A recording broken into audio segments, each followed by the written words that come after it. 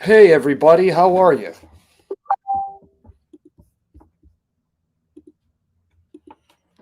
That's all right.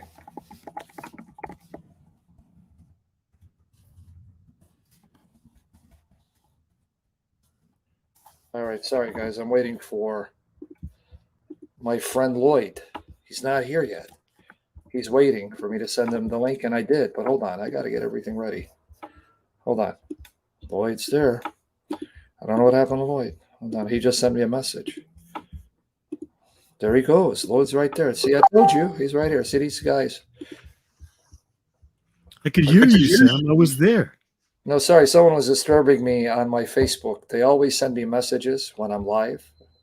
And so I got distracted, sir. Sorry about that. And my allergies are not helping me. No What's going worries, no worries. I mean, it wouldn't be YouTube if you didn't make a bungle every time you like start a show, right? That happens to me all the on? time. We are here now, sir. Hopefully, we won't get distracted by the grace of Jesus Christ. But hey, friend, the show is yours. Everyone's here. They want to learn why Allah is the true God and Muhammad is his messenger. So come on.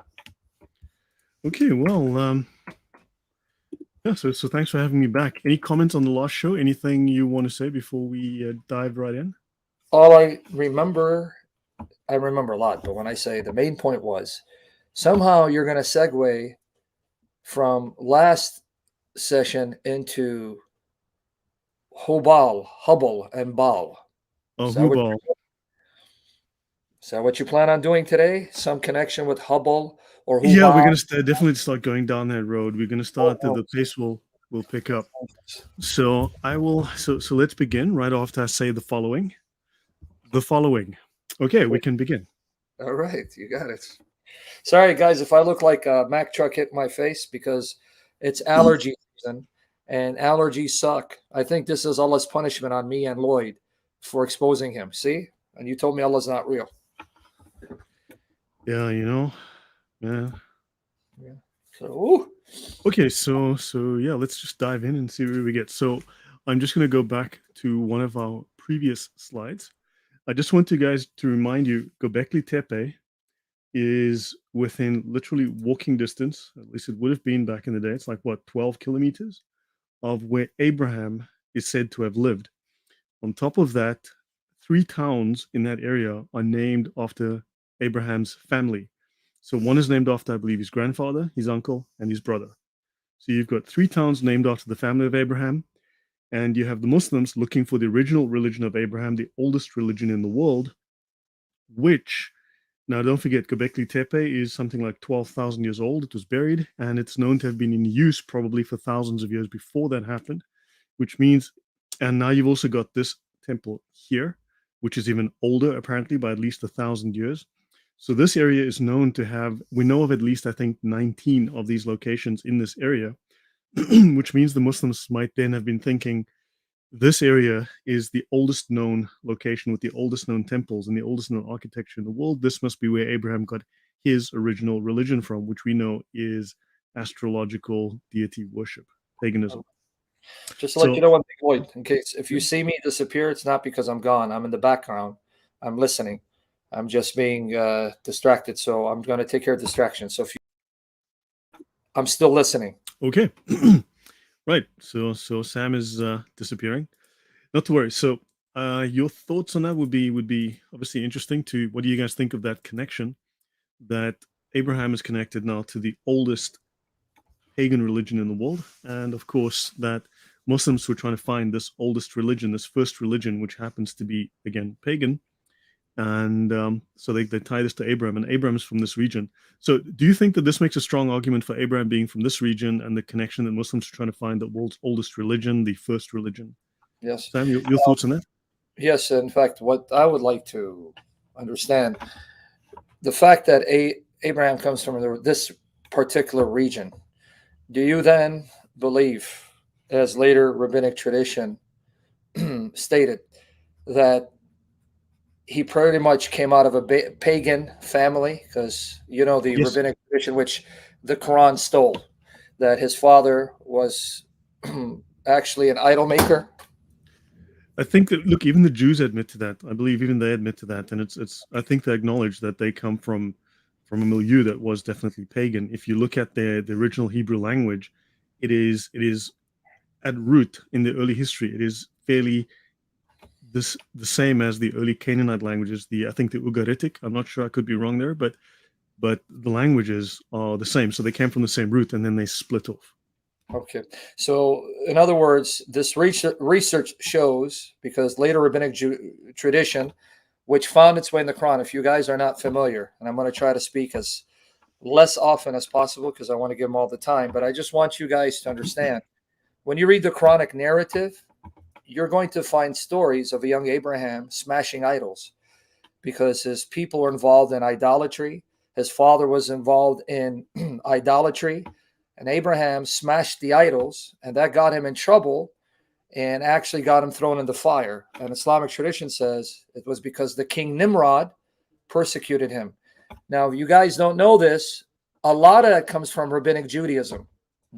These stories are found in rabbinic Judaism. Keep that in mind. So I was wondering, this was asking Lloyd, do you think there's any credibility to the tradition of the Jews that Abraham was steeped in idolatry and then converted to the worship of the one true God? So keep that in mind when you read your Quran.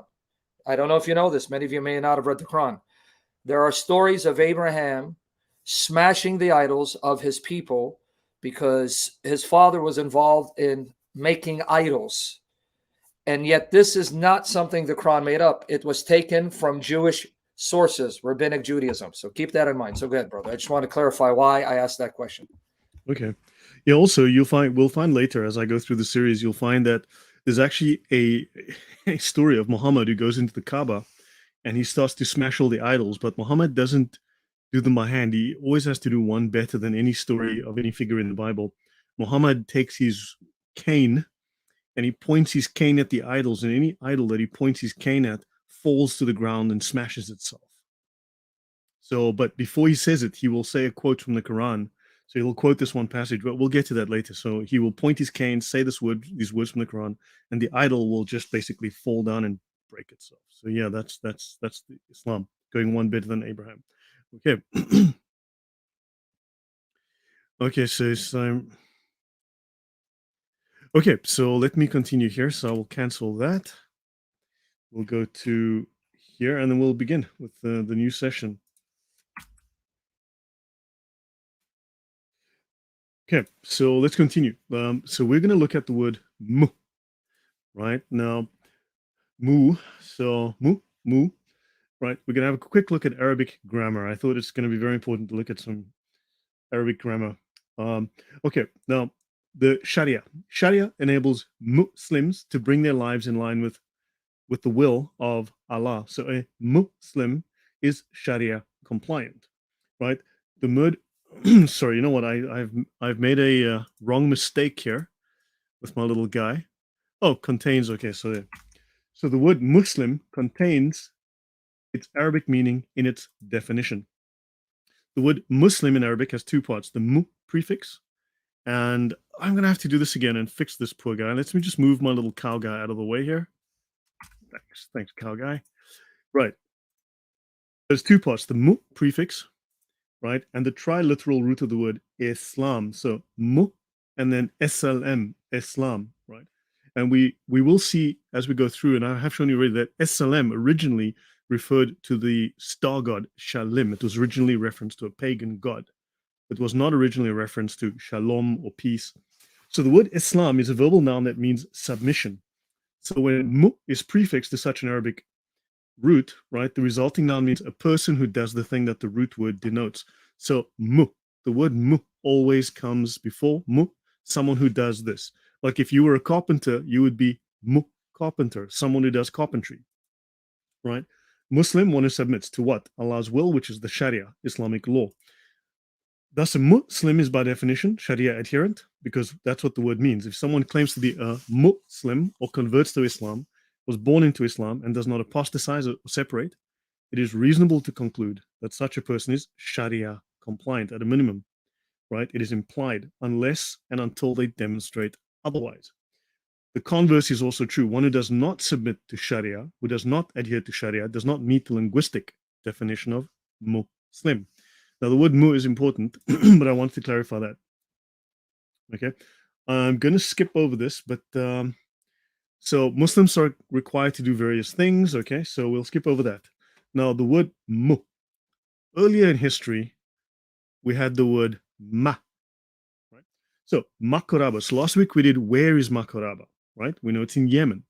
Al-Mahabisha near Haran, right? Haran also happens to be in Turkey, where Abraham supposedly lived. So Makoraba, the what? It's from ma to mu. Makoraba is easily derived from muqaribba, right? Because we've saw from one of the references I showed last week that this is the Latinization of the muqarib.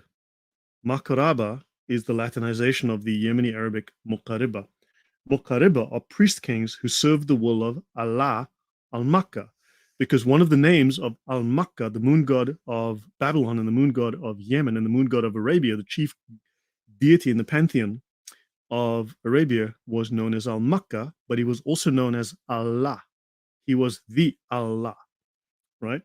And under Islam, you had the caliphate, the Khalifa, and the leader was called the Amir al-Mu'minin, right? And this is important. Mu, now we're back to mu and menin. So we'll be looking at these words as important. The Amir al-Mu'minin, the commander of the believers. Menin in Islam, the believers.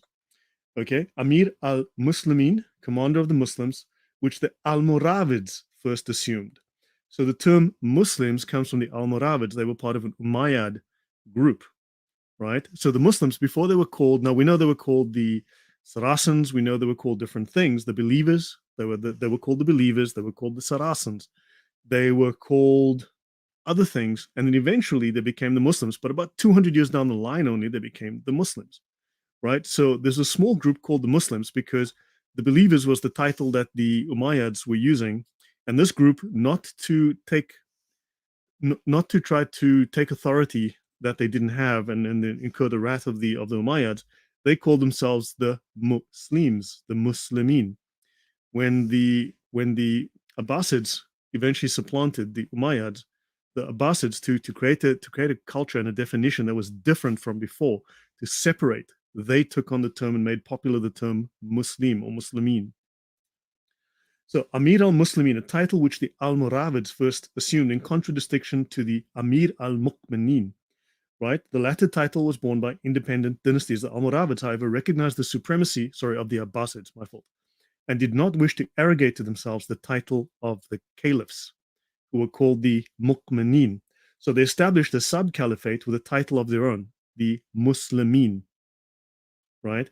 So eventually the Abbasids adopted the term Muslimin because the believers, now the believers is kind of an ecumenical term because there was at one point like this effort, it would seem, to create one religion that believed in monotheism, which combined these heretical sects that we've spoken of before, the Christians, the Messianic Jews, and possibly some other non-Orthodox Jews, as well as these now forming Muslims who were all monotheists, and they tried to all be the believers, right? They all were believers, but that ecumenical movement did not work. There were too many differences, and so to create their own personal identity, they adopted the term the Muslimin.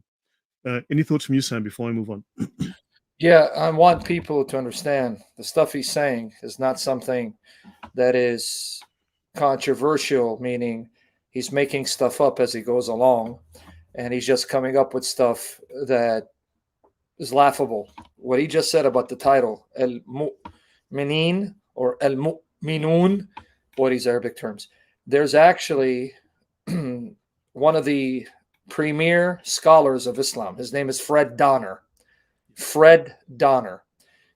Fred, you guys know how to spell it, Fred, Donner. He wrote a book, very influential book, and he's respected in academia. Now, again, as both Lloyd and I have said, academia doesn't mean that you're sound in your scholarship, but be that as it may, what I'm doing is showing you this view that the title believers was an inclusive term. Fred Donner wrote a book on this very theme, that the term believers was used to include all the monotheistic groups, not just those who became known as Muslims, but even Jews and Christians, and the Muslims were categorized under this title, under this category rubric, the believers, because it was a term that was inclusive to include them in the ummah, the community.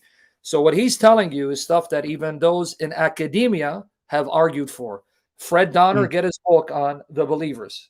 So he's considered a legitimate, bona fide scholar and academician. But go ahead, brother. Just wanted to make sure. I think there's every reason to agree with him on that point. So we'll continue. This is all relevant. So the term Malik, Abd al-Malik, the slave of the Malik. Okay, Malik, Abd al-Malik, the slave of the Malik. What is the Malik? What is a Malik? And then Muluk, and Muqariba. What do these words have in common? Why are they important? We're going to be discussing all of this. So early first millennium BC, the political leaders of that region of Yemen, especially the Maliks or the Muluk, created a commonwealth occupying most of South Arabia. They took the title of the Muqarrib Sabah, or the Muqarrib of Sabah, or the sheep of Sheba, the Muqarrib of the Sabaeans, the Muqarrib, right? So now I'm going to give you a word here. So just going to give you like, see, mu. So we have the term mu, right? Qarib, okay, Muqarrib. And you'll see sometimes Muqarraba, because you see Muqarrib of Baal. The Muqarrib Baal. Are you guys starting to put this together? Right? So this will come clear. So they were the Muqarrib of these Sabaeans. The Muqarriban were special retainers of the ruler, right? Muqarriban were the special retainers of the ruler. The ruler was the Muqarrib, right? Now, in the Encyclopedia of Islam, we have this reference, Muqarrib, literally one who unifies. In ancient Yemen, it was a sovereign superior to the kings. Now, one could argue that Muhammad was a very special warrior priest king, but Muhammad was greater than the kings. Muhammad was the greatest authority, right? But the Muqarrib was a sovereign superior to the king, so he was like an emperor. So this is a very, very high level rank. And this not only had rank on earth as a civil rank, it also happened to have a very strong religious overtone, right? Very, very strongly religious. So many impressive buildings in southern Arabia were temples dedicated to pagan deities. The earlier rulers of Sheba, who bore the title of Muqarrib, combined the functions of prince and priest. So prince and priest, and we know Muqarrib was a very, very high, very lofty title, greater than the kings. In fact, he could be the emperor over multiple kings, right? So that's the Muqarrib. Muqarrib was a priest king, right? And in fact, would be a warrior priest king. So the plural romanized Muqarriba, Makoraba. As we saw from a different resource previous show, Makoraba was simply the Latinization of the Muqarriba. Let's continue. Add. Okay, joining together, a contract, a written designation of succession left by Caliph from the time of the Umayyad Caliph Abd al-Malik onwards. Okay, it denotes a covenant with men. Okay, and they speak of the religious engagement into which the believers. Now, oddly, this language is still part of the Islamic lexicon, but they've forgotten its history, its origin. Right, the believers. Okay, in law, ad is political enactments and treaties. Now, notice it's not just religious. Right? It is also political. Remember, Islam is a political system. It's a deen. Land which had capitulated before conquest was known as ad land.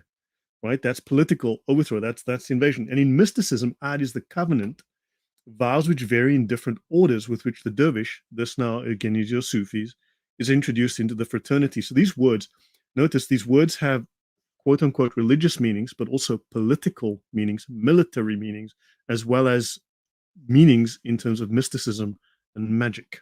So understand these words are very broad. Al-Sabikun, right? Applied to the Prophet, the Imams, and Fatima in recognition of their status as pre-existent beings. Oh, what? Muhammad is a pre-existent being, the first of Allah's creatures to respond to the demand, "Am I not your Lord?" Your thoughts on that, Sam? Sorry, I was muted. Yes, I want people to be very clear in reading what he's posted on the screen. Pay attention. You'll notice that you'll find in Islam, not just in Shia Islam, you do have in Sunni Islam, as he mentioned in previous sessions. If you've been following along, I just want to remind people, because to them, this is like shocking. How can you say that they're pre-existent beings when Islam says Muhammad is just a man. If you remember the previous sessions, and he gave you documentation, and this is something you'll find among the Sufis, not the Shia, because some will say, well, the Shia, they're a small group. They don't represent 85% of the Muslims because 85% of Muslims claim to be Sunni. Yep, Nur Muhammad. You just got it right here. Exactly. If you remember what he said, and this was not something that he just got from fringe groups, there is a tradition in those mystical Sunni Muslims who embrace what's called Tasawwuf, Sufism, that Muhammad's light is pre-existent, and his light is from the Nur of Allah, and everything else was illuminated by the light of Muhammad. So this view that he's sharing with you, don't think it's wacky and out there. It is a view held by many Sunni Muslims, especially those who are into mystical Islam and Shia Islam. And this statement, am I not your Lord? This is actually derived from a statement in the Quran, chapter 7, verses 172, 173. So I'm trying to help you guys understand where he's getting this from. If you read chapter 7, verse 172, 173 of the Quran, there it talks about the descendants of Adam, according to the sound interpretation. Statements attributed to Muhammad. You'll find this in Ibn Kathir. When Allah created Adam, so I want to connect it to what you're saying. Allah then took all the seed of Adam from his loins. He stroked his back. One tradition says he stroked his back and the right side, and white people came out looking like white ants, and he said, for paradise, and I don't care. Then he stroked the left side of his back, and black people came out like black ants, and he says, to hell, and I don't care. But according to a sound tradition to Muhammad, Allah told, well, Muhammad is the alter ego of Allah. I just want to make this point so you can get what he's saying. Allah told all the descendants that would be born from Adam, he took them all out. This is in a sound tradition. You'll find it in Ibn Kathir's exposition of chapter 7, verse 172, 173. He took all of Adam's descendants and he made a covenant with them. It's called Mithaq. Mithaq. The covenant was, am I not your Lord? They say yes. Do you agree to worship me? They said yes. So then he put him back in Adam's loins so that on the day of judgment, he'll remind everyone of the covenant he made while they're in Adam's loins. So according to what he just read, when Allah took out the descendants from Adam's loins, Muhammad was the first one who said, yes, you are my Lord. Am I getting that tradition right there? Is that what he said? He's the first one. Fascinating. I have heard of that. Actually, I didn't know all of that, but I've heard it before, but that is just nuts. That's in Ibn Kathir. If you read his abridged English translation, go to chapter 7, 172, 173. Yeah, but he's not my scholar, Sam. But you got it. So you got that's it. So this tradition, what you're saying, that's where they're getting Muhammad was the first to say, yes, I agree. I mean, we've spoken about also the light. I mean, Muhammad's light is what lights up the throne of Allah. Someone mentioned that. Okay, let me continue. All of this will, okay. So they speak here of, okay, the Muqarrab of Sabah, who erected the wall of the Awam, the house of Al-Makkah, right? So the Muqarrab erected the wall of Awam, okay, the house of Al-Makkah. So the Muqarrab would raise the temple, okay, the house of Al-Makkah. Where's the house of Al-Makkah today? Well, we know where Al-Makkah is, but we'll... Okay, Sabiqun. Now notice, Al-Sabiqun, the foregoers, right? Those who went before. The term derives primarily from the Quran, okay? They got here, well, Al-Sabiqun, okay, Muqaribun. Oh, so they seem to be the same thing, the Sabiqun and the Muqaribun.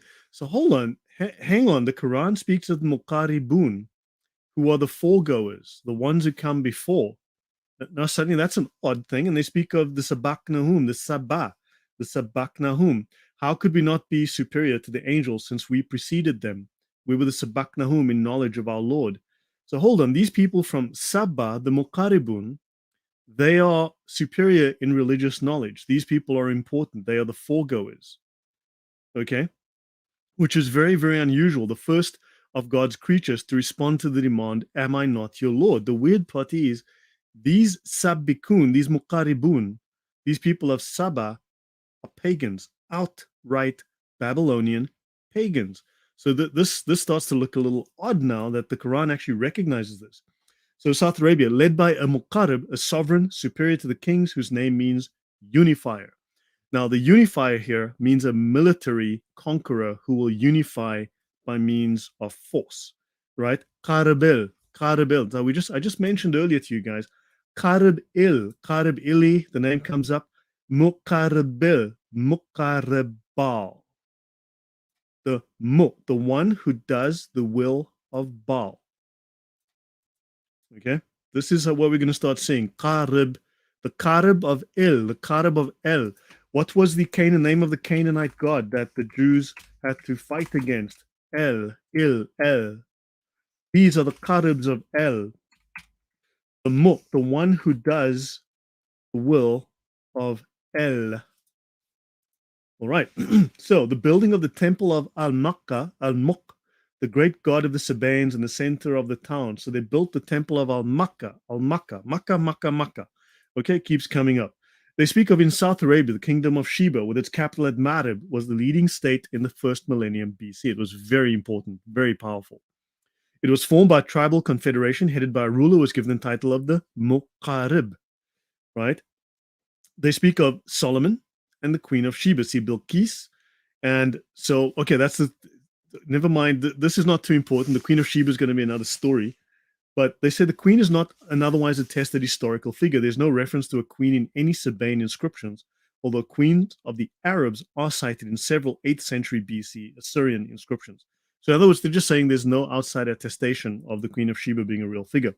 Now, let's go to this. Now we got to look at some of the Jewish scriptures. The Jewish word, well, a few Jewish words. Ha-menim, mukmenin, and muhajirun. The word again. So this is called the Birkat Ha-Menim, the benediction concerning heretics. In other words, technically, this would be a curse. Okay? The Menim, so Birkat Ha-Menim, the Birkat Ha-Menim comes up a lot. Menin is plural. Menim, single, plural. And also you have min, single, here. So Mukmenin are the believers, plural. Okay? Mukmenin, that's what the Arabs call themselves, the Mukmenin. However, the word menin in the Hebrew means heretics. Heretics.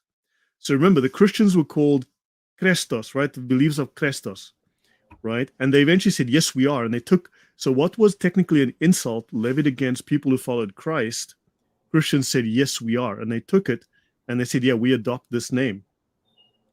However, the Muslims were also called the Ha-Menim, the people who are heretics.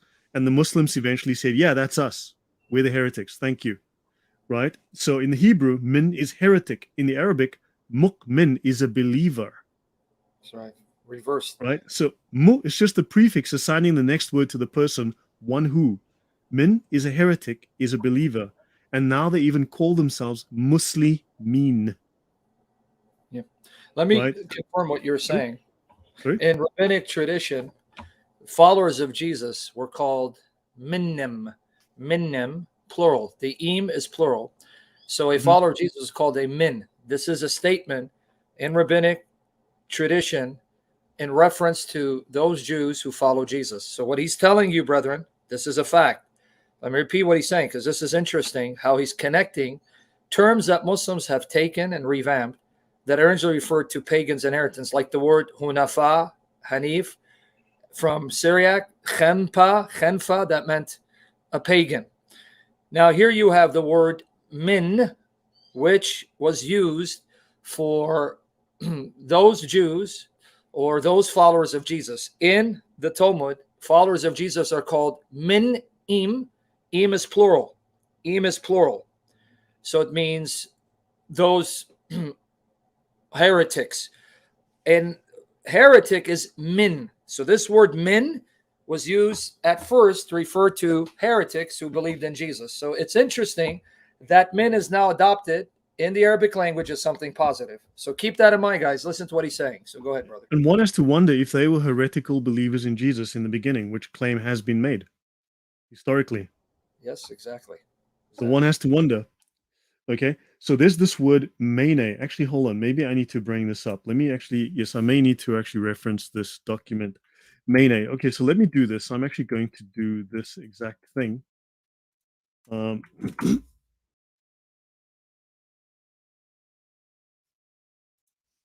Yes, as you do that, people are shocked. Yes, Yep. brethren, it's in rabbinic Jewish tradition in the Talmud. Followers of Jesus are called min im. Im is plural. It's a plural masculine suffix like Elohim, Adonim, Kadoshim. A min in rabbinic Judaism was a heretic who followed Jesus. Min. So Min. now I'm going to look at something here. Okay, I'm going to bring this up. Let me just bring up this file. Okay, so this is a book that I'm going to show you guys now. Okay, let me just go back so I can see the screen again where I am. Okay, so this might be interesting. This is cool. This is John C. Reeves, very well known, does some really great work. Okay, watched a lot of his stuff. Okay, prologue a minute to a history of Islamicate Manichaeism. Hold on, Manichaeism. Okay, let's look up the term Mene. Okay, notice here, now this is from the Jewish tradition. They say there was a man named Mene who chose to believe in two deities. Okay, one of whom made the good things and one of whom made the bad. They became a great nation. They were the Zoroastrians. They were the Zoroastrians, the one termed in Arabic al-Majus, the Magians. Okay, that is fascinating. And of course, if you continue with Mene, right, they speak here of, thereupon he executed him, then abolished this religion. For this reason, those who believe in two deities are called Menim, after the name of Mene. Now, who is Mene? Well, Mene is Mani, the Manichaean. Right? I wish Sam was here to hopefully we'll catch up with Sam in a moment. Right? But so Sam, I wanted to show you now this term Menim. The Jews also use the term Mene, so it comes from the name of Mene. So there was a man named Mene who chose to believe in two deities, one of whom made the good things and one of whom made the bad. This would be a Gnostic who believed in the good God and the bad God, the dualism. And he says, and they were the Zoroastrians. Now, I can confirm for you that the Zoroastrians were also Gnostics, right? There was a very, very aggressive strain of Zoroastrian or Persian Gnosticism, right? Now, notice they speak here of Mene, and they said, thereupon he executed him and then abolished this religion. For this reason, those who believe in two deities are called, and he calls them Menim, after the name of Mene. Mene is Mani of Manichaeism. So the Muslims here are claiming that they are the followers of Mani. Is that your thoughts, Sam? You're muted, Sam. Sam, you're muted. I can't hear you. I'm so sorry, man.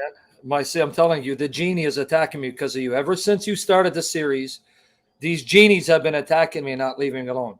What I'm saying is Islam is nothing but a hodgepodge of mass confusion. You have the paganism, you have the Gnosticism, you have heretical forms of Judaism, Christianity, and Zoroastrianism all mixed in together. And you add Muhammad and there's Islam. I mean, this is, I don't know. The real miracle is that people think Islam is a miracle. The historical, archaeological, textual data shows Islam is a joke. The Quran is from the pit of hell. It is nothing more than a hodgepodge of all these sources combined with Muhammad added. Now, here's what's interesting. I'm going to give you a link. Did you know just recently, Shabir Ali on Let the Quran Speak was asked a question. Mm-hmm. Why is it that Islam shows so much affinity to Zoroastrianism? He had to answer that question. I'm going to give you the link. Now, guys, even people who have studied Zoroastrianism see how heavily influential Zoroastrianism has been on Islam, so that Shabir Ali had to answer that question because he was asked of it, and I'll get you the link. Now, for those of you, I also gave you the link to Ibn Kathir, and I'll send it to you in private, where he mentions that hadith that when Allah created Adam, he showed him his descendants and made that covenant. Am I not your Lord?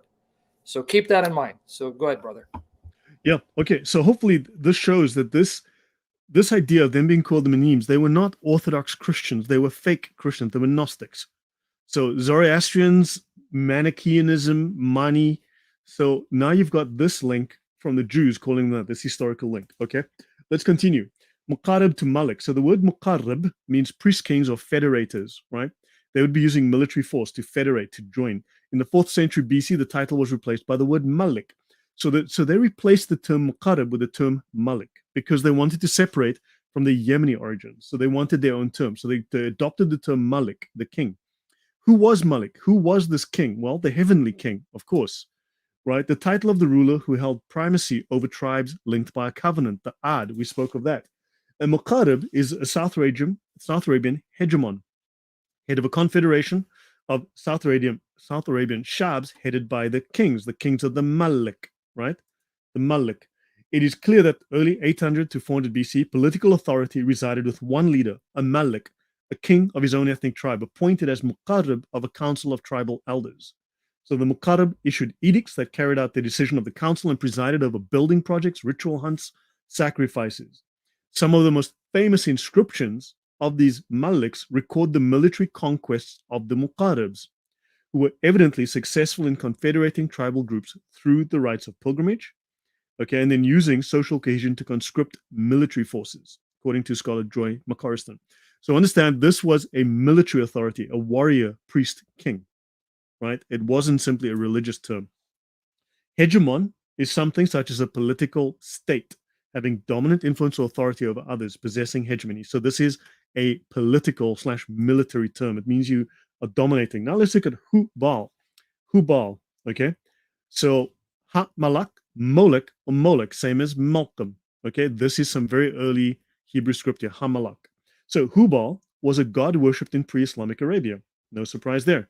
In pre-Islamic Makkah, there was a temple to the moon god Hubal. You would know it as it's a square building in Mecca. Good grief, I can never remember the name. There are two Greek manuscripts of the Periplus, which are, as far as I know, temple in Mecca. There's something.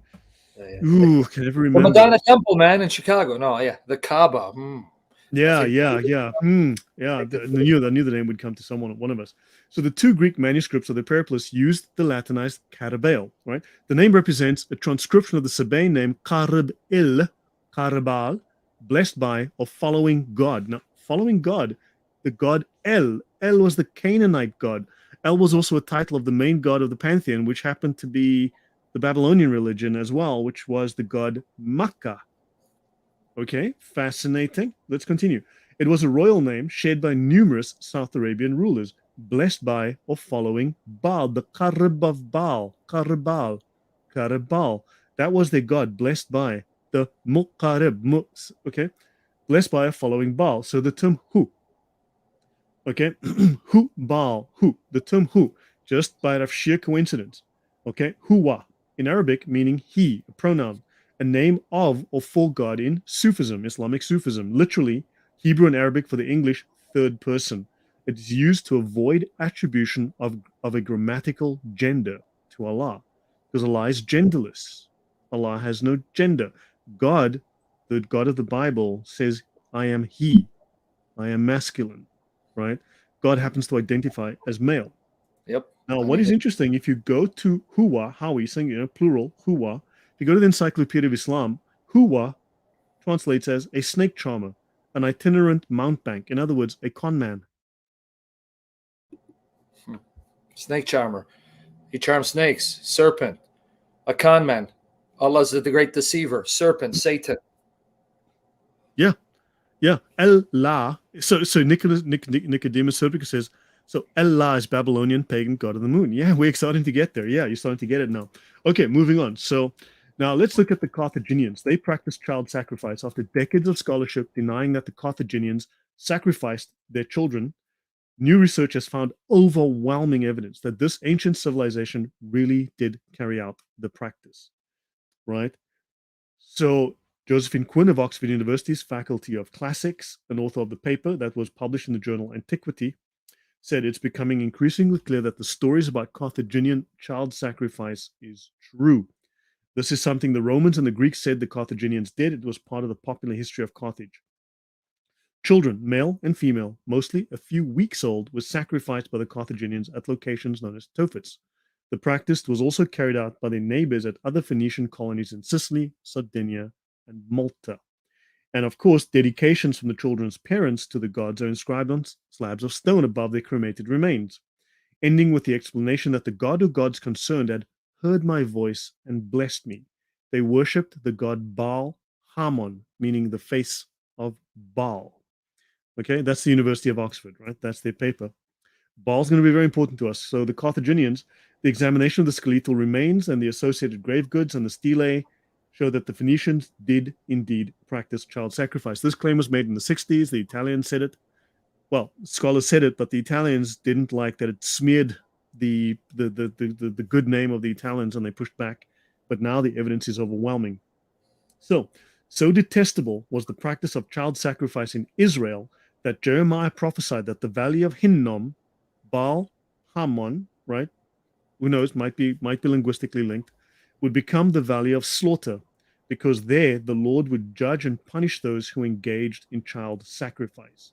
Right? This is all linked to this. So the Phoenicians and their child sacrifice to the god Baal. Baal is who Baal. Who is he who is Baal? The con man who is Baal, right? The deceiver who is Baal.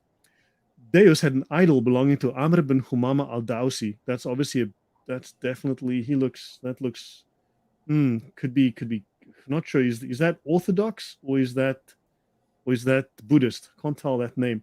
So Quraysh had an idol by a well in the middle of the Kaaba called Hubal.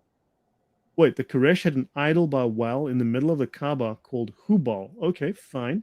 By the place of Zamzam. Okay. And the Quraysh claimed they had a right to share it. So Abdul Muttalib denied this, but was willing to submit the matter to the sacred lot, the drawing of lots. He said that he would make 2 arrows for the Kaaba, 2 for them and 2 for himself. And this was agreed, and he made 2 yellow arrows for the Kaaba, 2 black ones and 2 white ones for the Quraysh. They were given to the priest in charge of the arrows, and they were then thrown beside Hubal. Hubal was the image in the middle of, I love what they do here, was an image, just a random image. Yeah, no, it was the image in the middle of the Kaaba. Indeed, the greatest of the images in the Kaaba. The god of the Kaaba was Hubal. It is that referred to by Abu Sufyan ibn Harb at the Battle of Uhud when he cried, "Arise, Hubal," or Hubalu Akbar, make your religion victorious. Any thoughts, Sam, before I go on? Yes, just 2 comments I want to make. Joel, I know you're very excited. I need you to get off your horse and calm down. No, the term Baal can be used a proper name or a name. Yep. Don't impose modern linguistic distinctions on ancient cultures. I know you're trying to wax eloquent and impress us, but the more you do, the less impressed I become. Yeah, Baal could be, so you could have the Baal of this place, the god of this place, right? Yes. Baal could be a personal name. It could be a generic god. It's pretty wide. Okay. And that's why I want to add to the second point, because maybe some people are getting confused. You heard him say that the chief god of the Canaanites was El. I say El so people don't think I'm saying the letter L. But isn't the true God of the Bible called El? Yeah, that's the point we're making. The term El, or Ilah, these are terms that were used for hosts of gods. So pagans could call their god El, and then the true believers, the Israelites, could call Yahweh El. This is how it worked. It's similar to, I just want to make this point clear so you don't get confused. It's similar to the Greek word theos for God. At the time of Jesus and the apostles, Zeus was called O Theos, O Pater, the God, the Father. Well, the father of Jesus was called Theos and Pater. So these terms could be used by different groups for different gods without having the same God in mind. So when you hear him saying El of the Canaanites, he's not talking about Yahweh being called El. He's talking about their God, because in the Canaanite pantheon, the chief god was El. He was called the father of gods. And certain descriptions, he had huge member. He would have sex with goddesses and even women. And he had 70 sons, one of whom was Baal. Just keep that in mind. So go ahead, bro. Yeah. So don't forget, even these guys in Yemen had the Qarab of Il, right? Okay, moving on. So Abdul Muttalib was praying to Allah. Abdul Muttalib, Muhammad was either not born at that point or was just born, was a young boy at best. Abdul Muttalib was praying to Allah. They brought near Abdullah 10 camels while Abdul Muttalib stood by Hubal praying to Allah. Now, this is deliberately written in a confusing manner. He's praying to Allah. Allah is called Hubal. So Muhammad's grandfather, Muhammad's whole family prays to the Allah Hubal. They pray to Baal. Okay. we'll continue. So they took before them, okay, they did this, and he took them before Hubal in the middle of the Kaaba. The statue of Hubal stood by a well. Okay, it was that well in which gifts made to the Kaaba was stored. Now, beside Hubal, there were 7 arrows. The original name of the Allah of the Kaaba was Hubal. The Allah of the Kaaba was called Hubal. Let's continue. Abdullah was Abdul Muttalib's favorite son. So hold on. Abdullah was the father of Muhammad, right? Abdul Muttalib was his grandfather. So this guy was called Abdullah. Abdullah meaning that he was the slave of Hubal, right? Hubal, we've just spoken about Hubal, what he child sacrifice. He was the father of the apostle of Allah. The Allah happening at that point was Hubal. Abdul Muttalib stood by Hubal praying to Allah. Hubal being the god of Mecca. Okay, fine and well. And if you want to circumcise a boy or make a marriage or bury a body, they took him to Hubal. Hubal, the god Baal. He who is Baal. And then Abdul Muttalib took Muhammad before Hubal in the middle of the Kaaba, where he stood and prayed to Allah, thanking him for this gift, which is Muhammad, the baby. And then he brought him out and delivered to his mother, and he tried to find foster mothers for him. So when Muhammad was a baby, he was consecrated to Hubal, because Hubal was the Allah of the Kaaba. Okay. And now notice, Zayd bin Amr, stayed as he was, he accepted neither Judaism nor Christianity. He abandoned the religion of his people and abstained from idols, animals that had died, blood, and things offered to idols. Oddly enough, these are from the 7 laws of Noah, right? This is the covenant with the Jews prior to the 10 Commandments, so which is the laws of Moses, right? So oddly enough, they are mentioning here, referencing directly the laws of Noah. And he forbade the killing of infants, okay, which is very, very unusual. And Zayd, not one of you follows the religion of Abraham, but I. So he's telling the Jews and the Christians and everyone else, you guys don't follow Abraham. I follow Abraham. We pray to the Allah of the Kaaba, who happens to be Hubal. So now they're claiming that Abraham followed Hubal. Okay? And here, am I to worship one Lord or 1,000? If there are as many as you claim, I renounce Alat and Al-Uzza. Al-Uzza and her 2 daughters. I will not worship Hubal, though he was our Lord in the days when I had little sense. So now Muhammad supposedly stops worshipping Hubal. Now, Muslims will claim high and low that Muhammad was born as a Muslim, blah, blah, blah. But within their own sources, Muhammad eventually says, hold on, I no longer worship Hubal, but I did for like 40 years. But now that I'm 40 years old, I've given that up, right? So I'll go on briefly. So as for the introduction of idolatry among the Arabs, the explanation currently in favor places responsibility in Amr bin Luhai. He allegedly brought back to Mecca from Syria an idol of Hubal. Yep. Now, there's more than one source for this story, that in the 3rd century, the statue of Hubal was brought from Syria, and Hubal became the chief god of the Quraysh and of that area, supposedly Mecca. Your thoughts, Sam, before I go on? Yes, that's actually what I want you guys to do. If you go on my YouTube channel, search for Baal worship and go to my blog. I'll probably share the link. All what he's telling you is from Muslim sources. I wrote an article, did a session, quoting Ibn Kathir, Tabari, Ibn Ishaq. Everything he just said is from Muslim sources. He didn't quote Islamophobes. He didn't quote Christians or Jews. The Muslim sources are acknowledging Hubal was an idol imported from Syria by Amr ibn Luay, and he got it, and even says in one source, from the Moabites. Make that connection. The Moabites, Ammonites, Syria, they were notorious for worshiping Baal. If you want more proof that Hubal, he is Baal, is Baal, there you go. It comes from Syria. It was imported by the Moabites and brought to Mecca, proving that Hubal, he is Baal, Baal, that's the same Baal that enticed the Israelites to worship him instead of God. Same Baal that God had to constantly punish the Israelites for being enticed to worship. And now Baal is repackaged as Islam. Allah of Islam is Baal. It's Baal worship, Baal worship. But go ahead, bro. And that's where we get Al, the god El, the Canaanite god, brought to Arabia now. Now, according to Abu Zayd and others, idolatry, notice what these Muslim sources say. Idolatry is not directly opposed to Tawheed, since no one would be stupid enough to identify the creator with a piece of wood or with the piece of stone, right? But they notice the error of the idolaters is they suppose that God has a form. Now that unfortunately happens to be a very Gnostic, very Hermetic very old idea that it's a sin to believe that God has a form because God is a monad. He's unknowable. God is distant.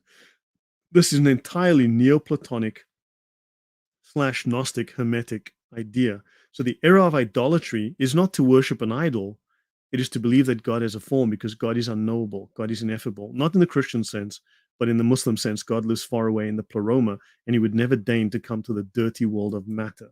Let's continue. The origins of Hubal from the Smithsonian. The Nabateans worshipped powerful female deities, and they built lavish shrines in their honor.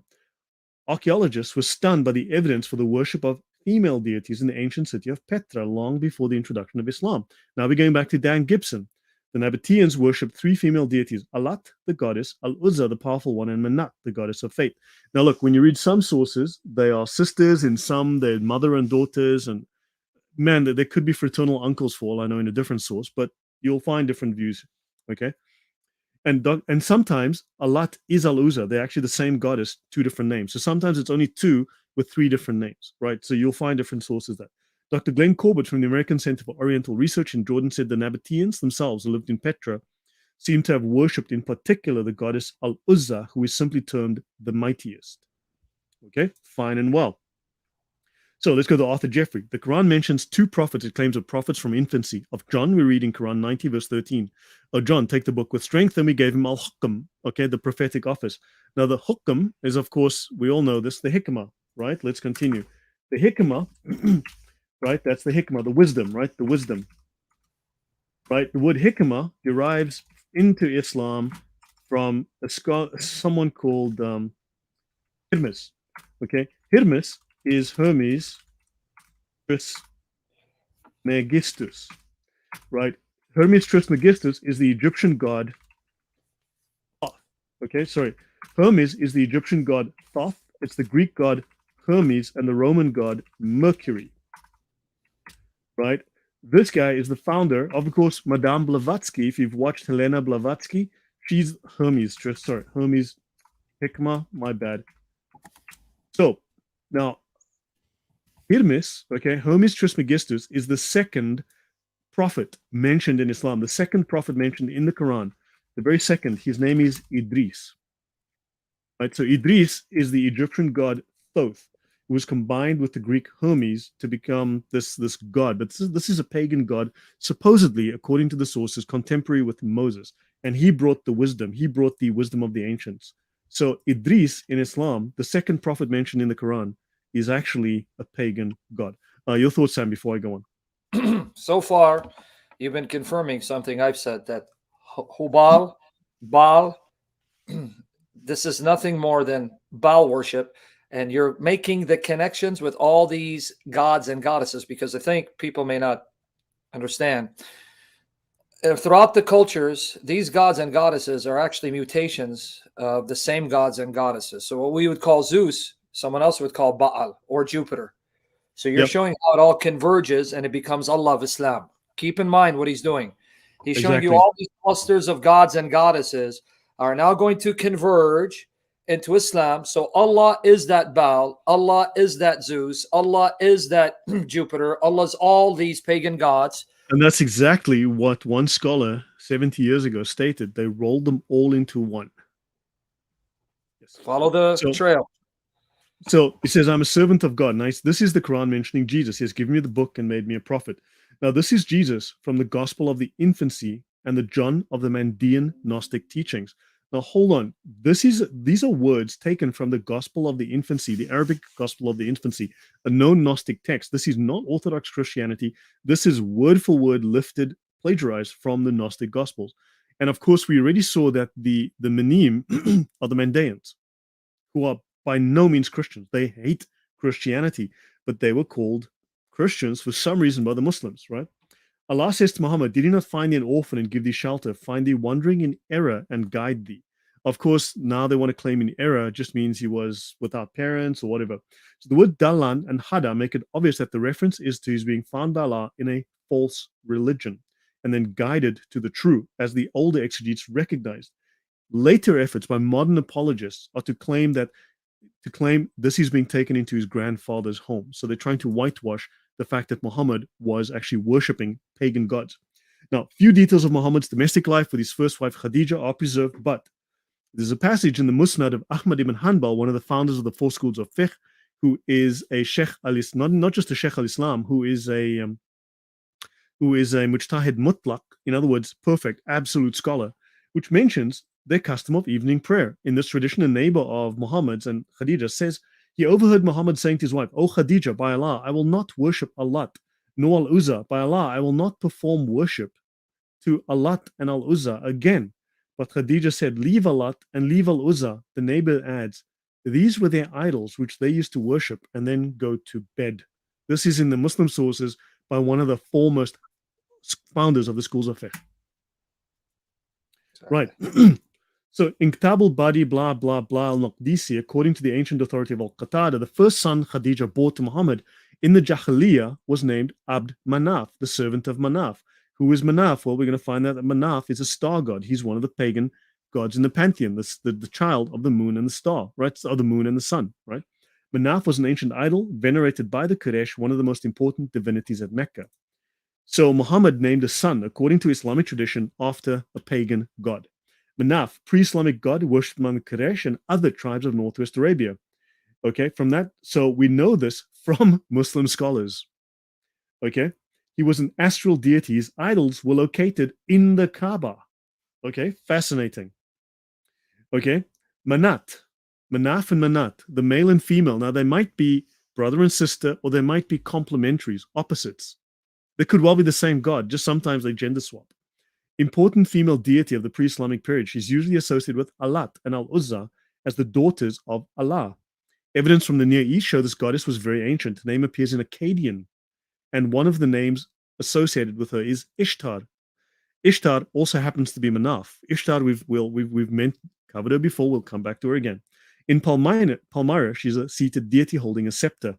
She's the goddess of fate. Didn't we just show that previously the goddesses of Nabatea, she was a goddess of fate, right? In Arabia, her worship location was close to Yathrib, which we know as Medina. Okay, she was worshipped by the two Arab tribes of the city. Okay, she was linked with Alat and Al-Uzza, okay, by a federation of the cult by the Meccans. And Ugaritic, now we're going back to Syria now, Ugaritic evidence has three linked female deities as the daughters of Baal. Okay, so if you want to say anything, Sam, just jump in at any time. Okay. Yep. Guys, follow the path, follow the trail, because this has nothing to do with Islam. He's a pagan. Don't believe him. Did you hear what he just said? And this is actually documented. Alat, Al-Uzza, Manat, the daughters of Baal, in the Ugaritic pantheon, because they found tablets at Ugarit, this is in Syria, which are ancient and gives us an idea of what the beliefs of the people were at the time of Abraham. So they found Ibla tablets, Nutsi tablets. So this evidence has uncovered the names of many of these gods and goddesses that we know from Islam, showing you that these gods and goddesses were there before Islam. Now, do the math. If Alat, Al-Uzza, Manat are the daughters of Baal, I'll say Baal for people that say Baal. Mm-hmm. But then the Muslim sources say Alat, Al-Uzza, Manat were the daughters of Allah. And Baal was the chief god of Mecca. He would have been Allah. You now have more irrefutable proof. Baal is Baal, and Baal is the Allah of Mecca and the Kaaba. And that's why Alat, Al-Uzza, Manat, the daughters of Baal, were believed to be the daughters of Allah. So Islam is Baal worship. And Baal is one of the names of Satan according to scripture. But I just want to re-emphasize that you're making. So understand, this is solid. I mean, this is solid archaeology. This is not supposition. This is solidly tested. Okay, let's continue. So the symbol for Al-Makka, the Sabaean moon god Al-Makka, was king of the gods. Now look, within the Yemeni Arabic, he had a softer Q sound, Al-Makka.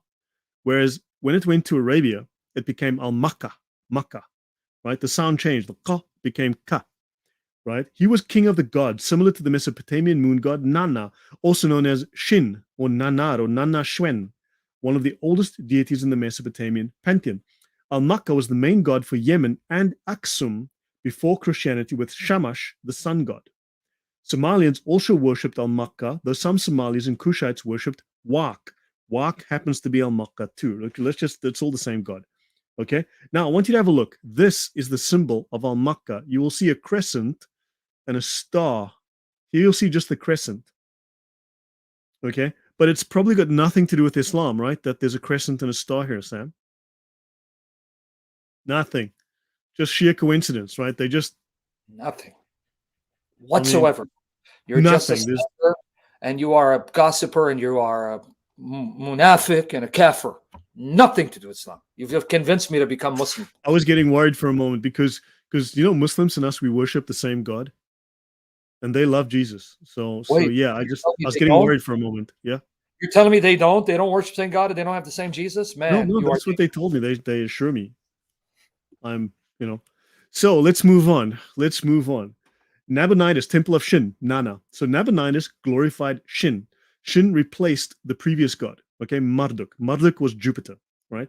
And of course, we have his son. Now, some say it might not have been his biological son, but it could have been like he adopted or someone he was very close to or whatever, but whatever, okay?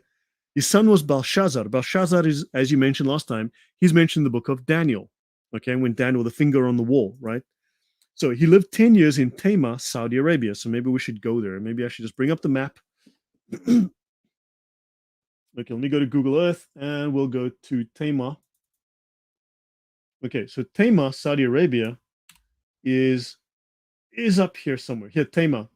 Tamar, oddly enough, is also known as Yaman. Where the heck is Yaman? Oh, Yaman is down here. It's just that happens to be just their way of saying Yemen. Tamar happens to be called Yemen. Isn't that just a strange coincidence? It's got nothing to do with Islam, fortunately. So he lived here in Tamar, which is now it is said that his influence extended and he traveled down to Medina. Okay, but he lived here for 10 years, right? So in this part of Arabia, right? So he lived here, and he also called Yemen. In fact, when I lived in the Middle East, some of the Arabs would say Yemen. They wouldn't say Yemen. They would say Yaman, like Yaman. Yaman. Just like when they say Abu Umama, that means the father of your mama. But go ahead. Something like that. Yeah. Don't confuse me with facts, Sam. I have a small brain. I'm coping here. So Yemen. Now look, if you go through the sources, you'll find different spellings of the names. So Yemen is a large oasis with a long history of settlement. Okay. And this is where the trade routes cross. Okay. This was 350 k's north of Medina. It was a center of moon worship. Cheers, what a coincidence. He was son-in-law of King Nebuchadnezzar. I don't know why they renamed him, this guy, to King Simon or King Frank or King something. Easy name, but okay, fine. King Nebuchadnezzar. Small, probably nothing to do with history or the Bible. His mother was high priestess of Shin in Haran. His daughter at Ur, we covered last week. This is the old temple of magic, right? In Ur. Okay, in Haran, sorry.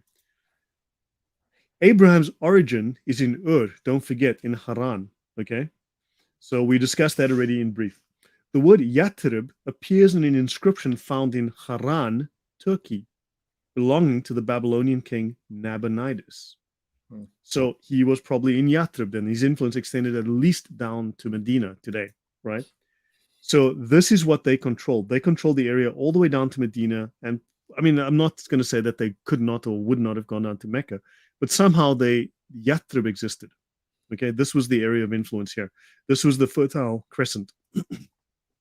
Nabonidus, 556 to 539 BC. He was the last king of Babylon, of the Sumerian Mesopotamian cultures.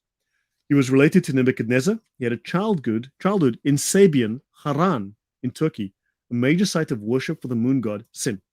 He was called the first archaeologist. We need to check what that was about. He rearranged the Babylonian pantheon of gods. He kicked Marduk, or Jupiter, out. He's pictured here on an engraving in Saudi Arabia. Notice here, he's wearing a little wizard's cap, and he's got his staff like Moses, right? Here's the little crescent, and here's the star, and here's the snake. Wow. Okay. We'll continue. This often is a sun. This is often a sun disk with wings, right? That's also Egyptian, right? So he's a wizard. Now, they'll trace them. Partly this is to trace themselves back to Egyptian lineage and that of the Hikmah of Hermes Trismegistus, okay? So he lived in Tema, Saudi Arabia for 10 years, and Shin is the father of the gods and the god of and the oh my gosh, what am I doing these days? I need to have a look at. Let me just go back here. Wow. So his mother and daughter were priests of Sin, huh? Yes, priests of sin. Isn't that odd? Wow, sin. Now, if you guys don't remember sin, besides being something bad that we shouldn't do, sin, breaking God's law, sin is the moon god. Did you catch it? Nabonidus' mother was a priestess of the moon god Sin, and his daughter was a priestess of the moon god Sin. So you see, Nabonidus was steeped in moon worship. But where was moon worship prevalent? Arabia. Guys, are you listening? Let me hammer this Yes. point. Brethren, are you listening? Nabonidus spent 10 years in Arabia because he wanted to worship the moon god, showing you moon god was prevalent in Arabia. And this is long before the birth of Christ. Right. So I'll continue here. So notice, okay, he lived in Arabia for 10 years. So he imported his religion.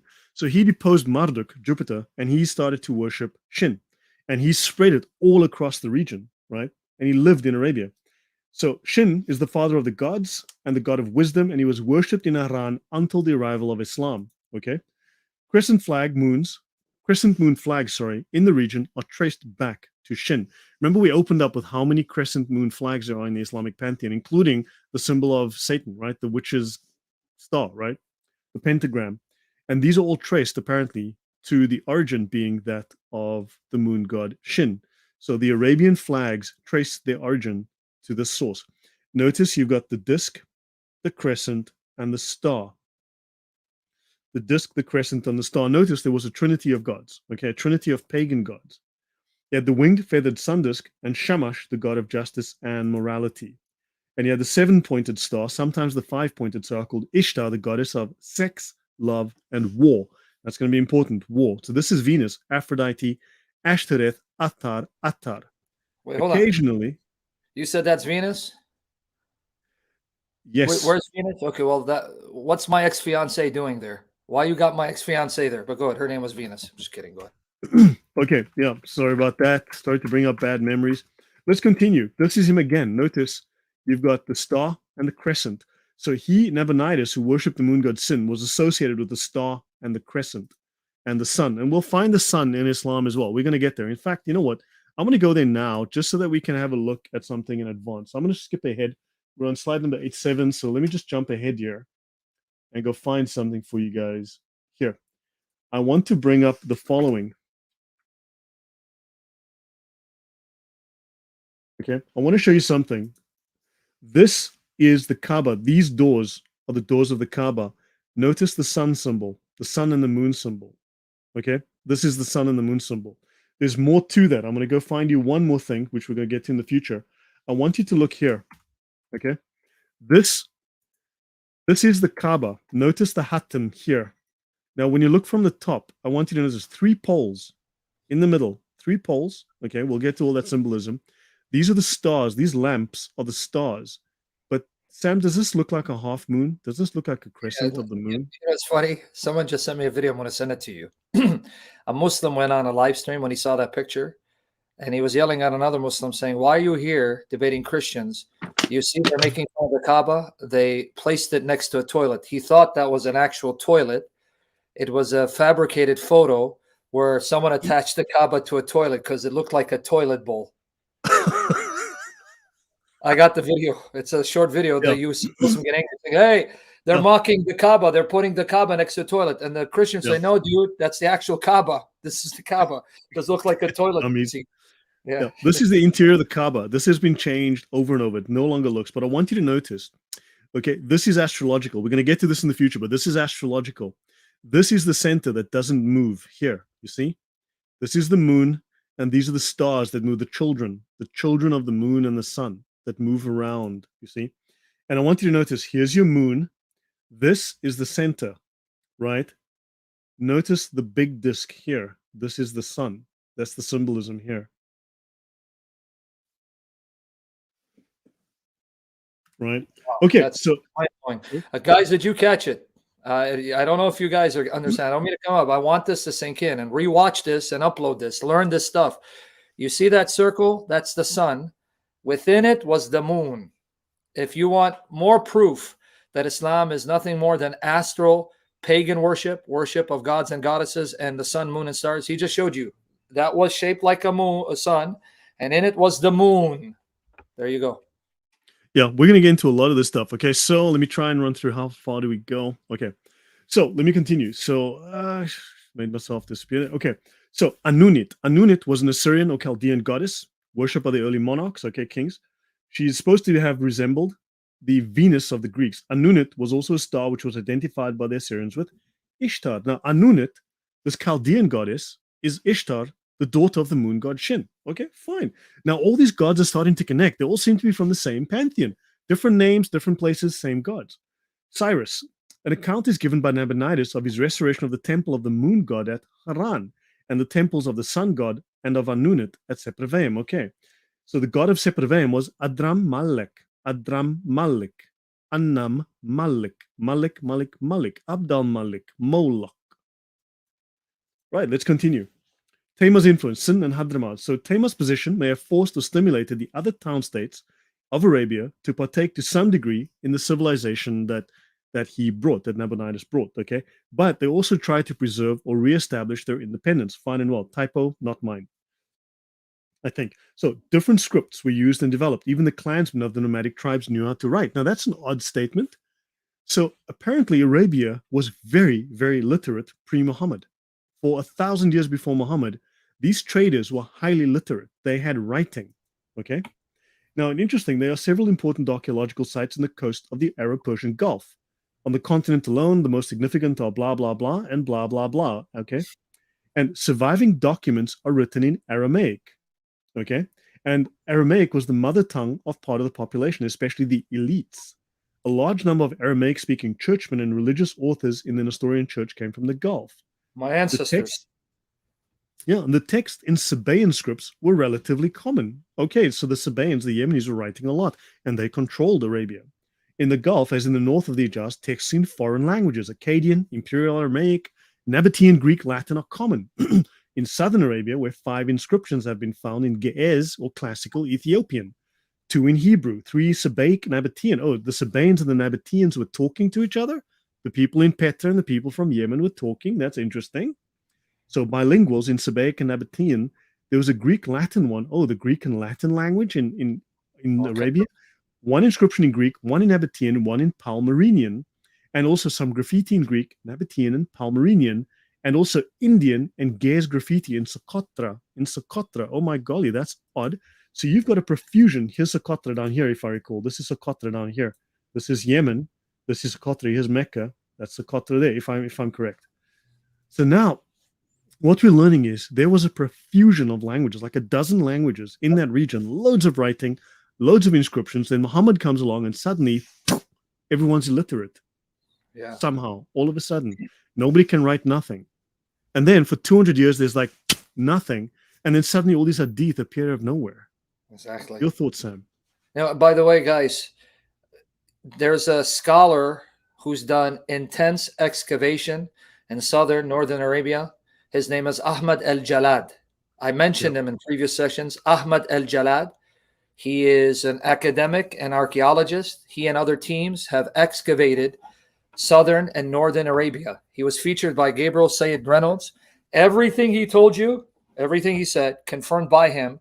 They found inscriptions predating Islam, starting at the 4th century AD, and by the time of the end of the 5th century and start of 6th century. And he shows they were literate in these areas because he documents so many inscriptions, and even confirms that the Nabateans were bilingual in that some of their inscriptions were in Aramaic, later evolved to what they call Nabatean Arabic and Greek.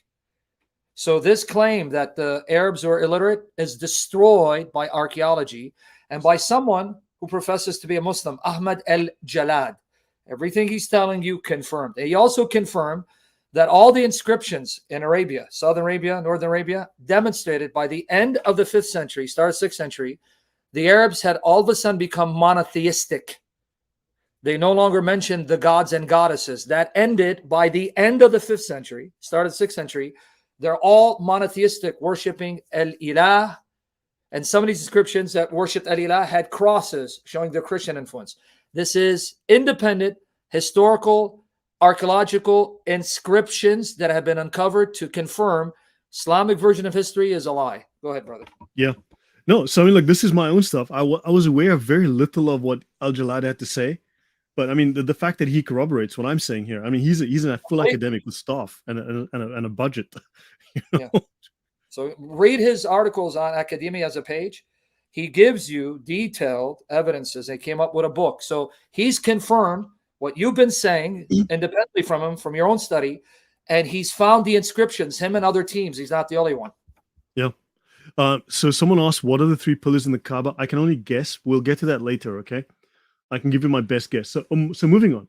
In the earlier polytheistic period, the Hadrami pantheon, the Yemeni pantheon, shows a close similarity to other South Arabian areas dominated by the astral triad or trinity of moon, sun, and Venus star, except that the moon god in Hadramaut bore the distinctive name Shin, borrowed from the Babylonian religion.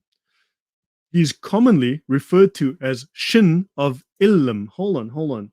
He's commonly referred to as Silm. Shin of Ilm. Shin of Ilm. I wonder if that's familiar. I wonder it's Shin of Ilm. Okay, probably no connection to Silm. So okay, fine. He's commonly referred to as Shin of Ilm, right? And it has been conjectured that the latter term is the name of the principal shrine of this deity. Is Silm. Okay, fine. So Arabian languages and a number of foreign tongues were in use in this land. Akkadian documents, Greek texts, and also Hellenistic period from the islands of Failaka and Bahrain. I've been to Bahrain. Even Latin rock inscriptions have been found in Arabia.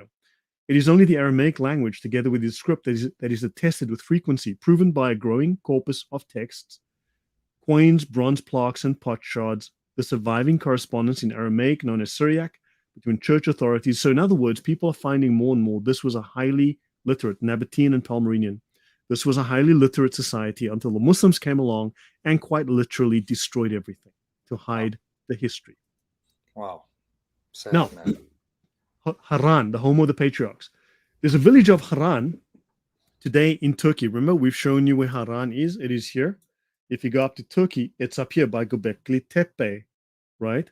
Just above Syria, right, where the world's oldest archaeology, the world's oldest temples are. So the village of Haran exists in Turkey, atop of the ancient one from the Old Testament period.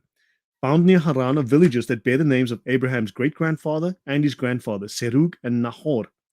Haran was the father of Lot. The cities of Ur and Haran both had the moon god as their main deity. Terah, okay, Azhar was the father of Abraham, worshipped other gods, and he moved his family from Ur to Haran. Arabia and all the princes of Kedar, they were the merchants of the hand in lambs and rams and goats, and in these they were their merchants. The traffickers of Sheba, so these people from Yemen are mentioned in the Bible more than once. Remember, they were the servants of Satan. They attacked Lot on the behest of Satan. Lot's family, right? They were thy traffickers. They traded for thy wares with chief of all spices and with all precious stones and gold.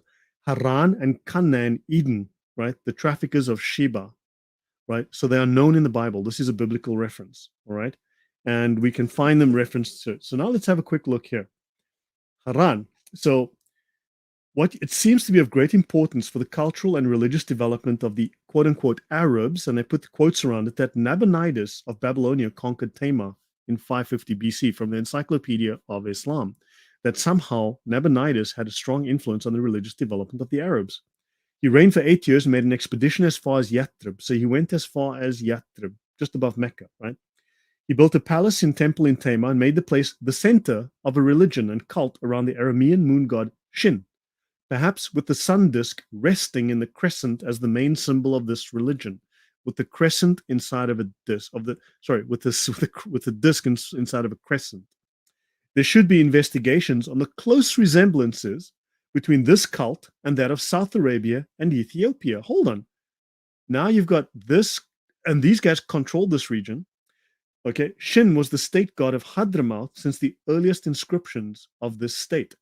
So the moon god Shin and this guy, so this whole region, including Mesopotamia, Ethiopia, all worship the same god Shin. This whole region, this whole area. Okay, all of it. So, right, so now we're proving over and over that the worship of the moon god Shin was the predominant religion, right? Elam, name given to the moon god by the southern Hebrews. Variants of Elam were Era, Etera, hold on, Ilmakka, Jera, Shahar, and Tera. My gosh, Tera, Ilmakka, the name of Abraham's father, Azhar, in the Quran, is also Al-Makka, which happens to be the moon god Sin. Sam, do you have any thoughts you want to add? I mean, you seem to have a look there. That's like, Yeah, unless you want to continue. I'm looking at the people to see if they're going to understand, if they're focusing, why they're getting gold. If you're paying attention, like this sister is getting it. These should be taught in Greek theological universities. What a presentation. If you guys are listening, he's giving you archaeological inscriptions, evidence that has been furnished, documented, that are undeniable by people in the field who have studied these regions, who are not Islamophobes. And if you're paying attention, you got to pay attention here. Did you hear that the worship of sin was prevalent throughout Arabia and also Babylon and also in Ethiopia? So that here you have now irrefutable evidence. The dominant deity worshipped in this region, especially Arabia, is the moon god.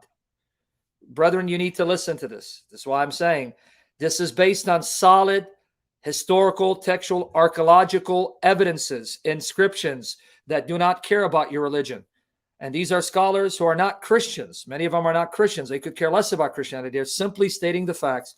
And one reason why it's not as well known, and I'm just going to make this comment because I want you to have all the time, is because the academics are afraid for their life. I want you to understand this. Many academics know that moon worship is prevalent in Arabia and that Islam is nothing but a hodgepodge of pagan moon worship combined with heretical forms of Judaism, Christianity, but they cannot say it because they'll either be killed or they will lose their job, because many universities are funded by generous donations from Saudi Arabia. So they know this stuff, but they're not making it accessible on the popular level, which is why people like Lloyd are a blessing to the church, because the Lord is putting in his heart to now make it accessible to the lay person. Don't take advantage of the blessings of the Lord through his servants. And go to his channel, subscribe, and support him. The link to his channel is in the description box. Go ahead, brother. Okay, so yeah, there's a point I want to get to. So let me just run ahead. There's a point I want to get to with this, something that's going to be very interesting. So okay, so we've got Ilmakka, Terah, the name of Abraham's father, Ilmakka. Okay, now we're getting to Makkah again. We're back to Makkah, back to this guy. Yam, the Babylonian sea god, was killed by Baal with 2 clubs fashioned by Qatar. Now, if you go look up the name of the country, Qatar, and you try and find where the heck does the name of this country comes from, they'll tell you, well, no one really knows. It's a mystery, We think it means something to do with water, but that's the best we can tell you. It's something to do with water, but otherwise nobody knows where Qatar comes from. No one knows what Qatar means. Well, Qatar happens to be the name of a pagan god, okay? So Yam was the Babylonian sea god killed by Baal with 2 clubs fashioned by Qatar Wahasis. Qatar Wahasis is a maker god, second tier god, okay? A maker god he made a weapon called Driver and Expeller. This is similar to another myth from the Greek pantheon, I think. With Driver, he was struck on the body and driven from his throne. With Expeller, he was struck on the head. No, Mesopotamian. There's another myth from the Mesopotamian that's similar. He was struck on the head and driven from the seat of his authority. And Terah also means ibex. So the word Qatar, seriously, you try and find the meaning of the word Qatar. Where does the name of the country Qatar comes from? The only thing you can find is this god, this pagan god. So the country's named, as far as I can tell, after a pagan god. Terah means ibex, which in ancient times was the well-known moon symbol because of the crescent here. Okay? And Egerton Sykes wrote that Terah was a theophoric name, okay? Basically a holy name, Terah, ancient Semitic name for the moon, equated with Terah, father of Abraham. The moon was known as Etera and Jera, who are also known as Al-Makka. Okay, Al-Makka is called the master of the ibex, or the lord of the ibexes, which was the symbol of the moon. Okay, Abraham's younger brother was named after the city Haran. Haran was the ancient city of the moon. The name Haran seems to have become a theophoric name synonymous with the moon god Sin. The temple of Bilqis, the queen of Sheba, was a moon god temple, which in fact misled the Arabs to think that Solomon's god, Yahweh, was a moon god. Right. So these things just start tripping over each other. The connections, just like, it's just, there's no escaping this moon godness, right? I'll continue. So you, and here we've, of course, this is the best book on the topic by Bill Tamara Green, The City of the Moon God, discussing the religious traditions of Haran in Turkey. And of course, where's the another Haran? In Mecca, where Maqaraba is, right? The Sabians of Iran in the classical tradition, and they speak of astrology and astral magic.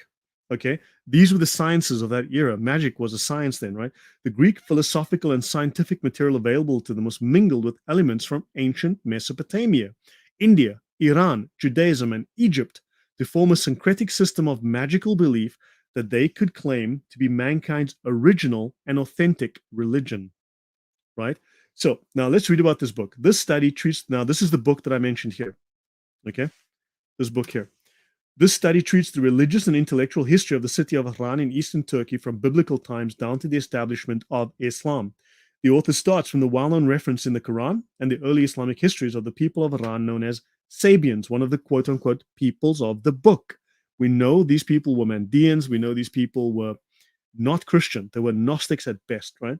The author unravels strands of religious tradition in Haran that run from the old Semitic planetary cults through Hellenistic Hermeticism, right, Hermes Trismegistus, Gnosticism and Neo-Pythagoreanism, and Christian cults to esoteric Islamic sects such as the Sufis and Shiites. And they speak of, again, I'll repeat, astral magic, the Greek philosophical and scientific material. So basically the Muslims invaded this place and they took over the Sabian.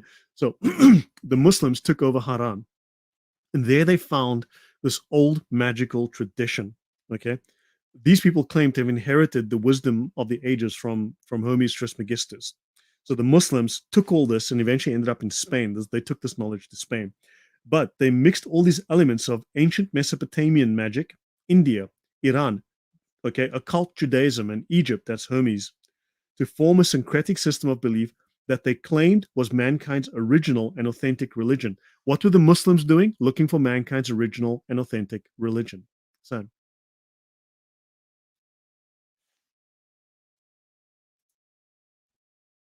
you blocked the sound. No sound. Yeah, No sorry sound. about that. Muted. I thought I lost you for a minute. Like, what happened to you, Lloyd? Don't disappear. Did the genies attack your sound system? Sorry about that. You don't believe the distractions in the comment section, because when Satan hates a subject and hates people who are exposing him and his religion, he will send trolls to distract or cause distractions, like Nicodemus and Michael Ringer won't stop distracting me as I'm trying to focus. And I'm on the verge of blocking people. See, I have a virus, Lloyd. It's called blockolitis.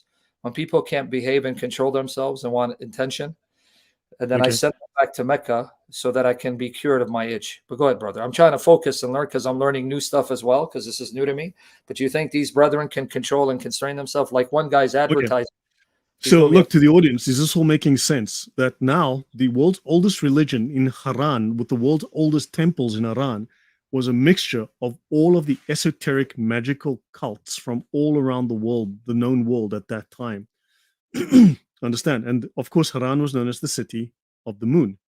So this moon god cult was a cult with magical worship, with everything mixed in. Let's continue. And these are the Sabians, right? Remember, these Sabians are in the Quran mentioned as the people of the book.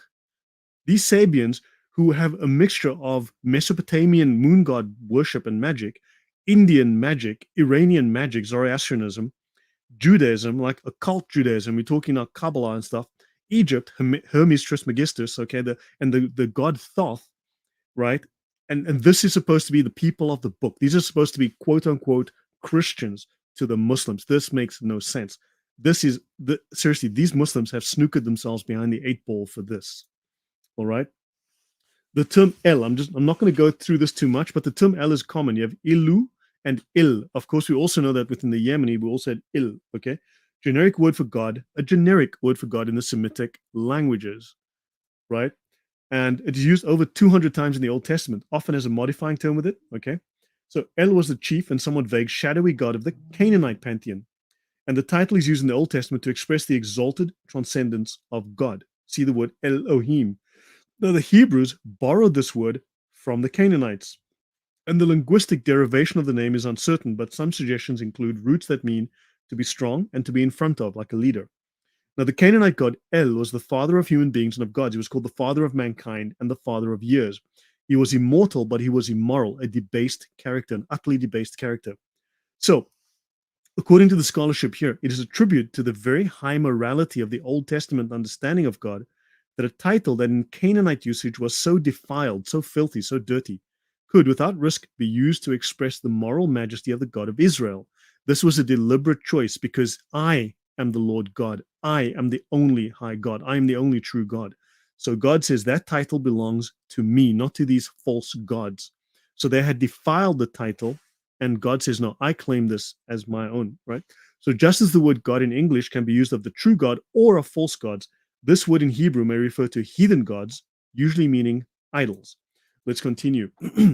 Now, this term, El, okay, you'll find it in the Sabaean, in the Assyrian, Illu, Nabatean, Sabaean, Pomeranian, Phoenician, and Alat. Now we find Alat is also found here, just as from the Assyrian Alatu, and of course it's going to have its links into the Arabic as well.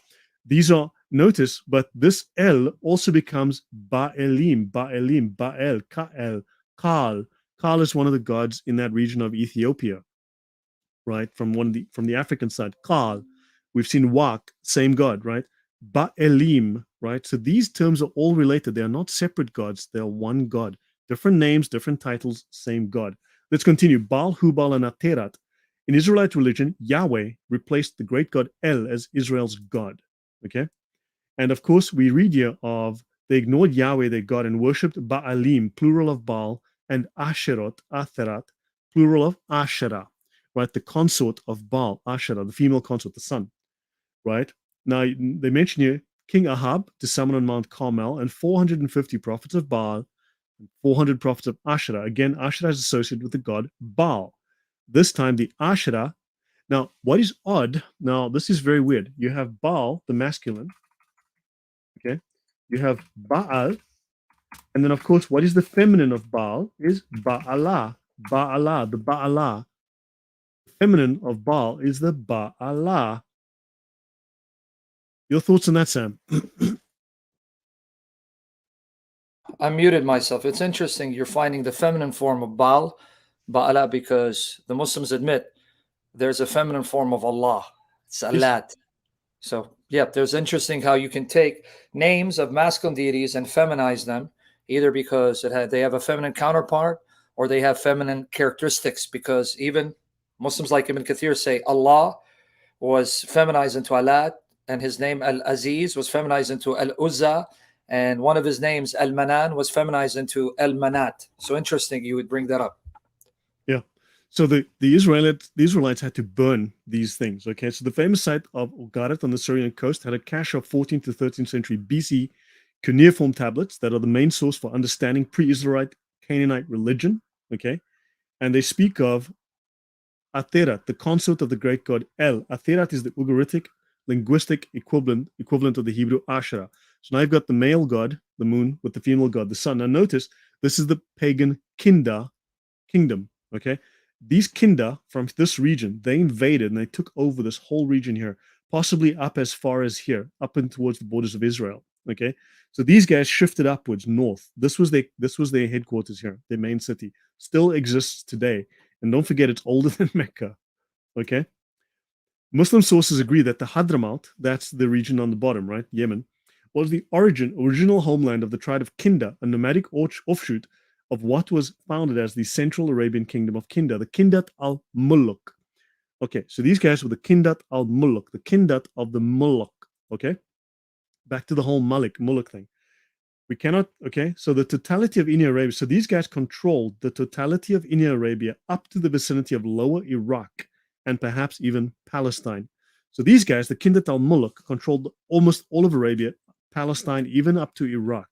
The capital city still stands today, southeast of Makkah, as I mentioned. The capital city stands here, Qaryat al-Faw. Okay, the Qaryat al-Faw still stands there, right? The gods they worshipped include Ka'el. We just mentioned that Ka'al was Baal, was El, it's all the same god. Ka'el. Okay. Atar, Al-Sharik, and they worshipped a god called La. Interesting. They worshipped a god called La. Allah, the La. Okay, they worshipped a god called La.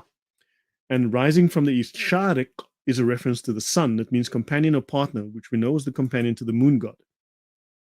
South Arabian inscriptions from the 4th to 5th century AD refer to a god called, now this is interesting, Rahman, the merciful one who had a monotheistic cult and was referred to as the Lord of heaven and earth. Rahman, that's fascinating. Aaron Hughes states that the scholars are unsure whether he developed from the earlier polytheistic systems or developed due to the increasing significance and influence of the Christian and Jewish communities, because Rahman was the original name for the god Yahweh used by the Christians in Arabia, used by the Jews in Arabia. So the Christians and Jews in Arabia used to call the god of the Christians and Jews Rahman. The upper classes went over to some form of monotheistic creed in the 6th century, right? A cult of the merciful, the Rahmanan, the Lord of Heaven, which could perhaps best be described as Hanafite. See, Hanif. Now we know that Hanif or Hanpa, known as, or Hanpa as you said, which are heretics. They are the Manim. They followed the cult of Rahman, who is a corruption of the God of the Bible. These are corrupt Jews and Christians. These are heretics. Sam, is this starting to make sense? Yeah, I just want to hammer one point about the Rahman title. I want you guys to understand. In South Arabia, Rahman was a name for a pagan god. Pay attention to his its references, because he's trying to cover a lot of material, but I don't want you to miss it. The pagans in South Arabia called one of their chief gods, pagan gods, Rahman. But the Jews and Christians were also using the word Rahmanan, the N at the end, making it definite, the Rahman, in reference for the true God. However, that doesn't mean they were worshiping the same God. And according to Muslim sources, and I can do something on this later unless he has them, when Muhammad started calling Allah Rahman, it says the pagans in Mecca said, we don't know who this Rahman is. We don't know who you're talking to. We know Allah, we don't know Rahman. And when he would say Bismillah Rahman Rahim, they actually thought he was invoking more than one God. Keep that in mind. So go ahead, brother. Right. So notice they say here this cannot be Christian because Rahman was associated with the God Yahweh, the God of the Bible, right? Rahman was the God of the Bible, but they say no, this Rahmanan cannot be the God of the Bible. It is devoid of explicit marks of either Judaism or Christianity. So it's lacking these things. So it must be Hanafite, in other words, heretical, right? At the same time, already from the end of the 4th century, a few explicitly Jewish texts attest an influential Jewish presence.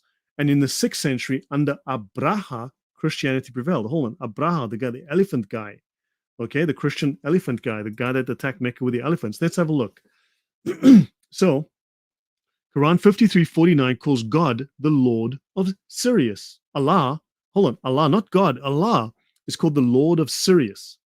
The South Arabian deity Wad is mentioned in the Quran as well, along with other unidentifiable deities. So, South Arabian polytheism was practiced until the life of Muhammad, even though it vanishes completely, supposedly, from South Arabian inscriptions that are dated between 380 and 560. So somehow, in that 180-year period, they have scrubbed the record. So before Muhammad, for 200 years, everything just disappears, just randomly goes away. Then a new monotheistic god arises in Arabia called Rahmanan in ancient South Arabia, often described as the Lord of heaven and earth. And the Quranic name Al-Rahman is probably related to that. Okay, great. One interesting inscription ends after mentioning Rahmanan with the phrase Rabhad bin Muhammad, which is translated as by the Lord of the Jews, by the highly praised. Your thoughts on that, Sam? What does that tell us? So they're taking the term Muhammad, and this predates Muhammad, as an adjective for the God, that he's the highly praised? Yes, but the Lord of the Jews. So in other words, Muhammad in this inscription is Yahweh. Did you guys catch it? You guys, I say this is why you got to be paying attention. Even though I'm being distracted, I'm still focusing because I'm learning. Did you catch that the word Muhammad is being used not as a name of a man, but as an adjective describing God as the praised one, the Lord of the Jews, he is Muhammad, the praised one. Are you catching it? Muhammad, an adjective used to refer to the God of the Jews, the Lord of the Jews, later becomes the name of this pagan, pedophile, false prophet. Keep that in mind. By the way, this was dated around where, when exactly? So this, I think, is between 380 and 560. Wow. If I So recall. right before Muhammad then. Yeah, before Muhammad. Yeah. Good. So this Excellent. interesting inscription. So this is an actual archaeological inscription, and it mentions Rahmanan as Rah bin Muhammad, translated as by the Lord of the Jews, by the highly praised. So Rahmanan here for the Jews was the God Yahweh, who was called Muhammad, the highly praised. And of course, I wonder, do we know of anyone called Muhammad today that might have an issue with the Jews and Christianity and the Bible, Sam? Nothing to do with Islam or Muhammad of Islam or the Quran. You're making stuff up. Stop it. Yeah, I know we need to stop looking at these. Yeah, well, I'm starting to believe my lying eyes with all this evidence. Let's have a look. Then you talk about the Sumayafa inscription that ends with the invocation in the name of Rahmanan, in the name of Rahman and of his son, the conquering Christ. Okay, Bism Rahman bin Christos. Abraha's what? In the name of Rahmanan. So this Rahmanan was used by the Christians to describe Rahmanan and his son, the conquering Christ. Hallelujah. That's weird. Where did they Confirming get what that? I said, right? Sorry? Remember I said that earlier, that they're inscriptions, so I didn't even know. See, guys, I didn't know he's going to mention this. Just to let you know, he doesn't show me his slides beforehand. I told you that there were references, Jews and Christians referring to the true God as Rahmanan. Here it is. There you go. A Trinitarian inscription. A inscription where Rahmanan is the Father of our Lord Jesus and Christ is his conquering son. Glory to God, brother. Continue, man. You get me excited. Yeah. So Abraha, now they mention Abraha, the elephant guy that took the elephant called Muhammad to Mecca, and the elephant Muhammad refused to go there, right? Abraha's inscription contains equally clear formulas. And it says here, inscriptions by Abraha. Abraha, the most significant, is CIH 541, which begins with the power, the help, and the mercy of Rahmanan, and of his Messiah, and of his Holy Spirit. Can I say something here? Yeah. Before you, I don't mean to cut you off. This is a Trinitarian prayer, brethren. So I wanted to stop you right there. Dated around, you said around 541 AD. I think so. That's the name, but remember, this is before Muhammad's birth, or at Muhammad's birth, up to 40 years before Muhammad's birth. Right? You said like last time you said around between 530, 550 AD. Keep in mind, Abraha, a Trinitarian Christian, 530, 550 AD, they found inscriptions that he wrote.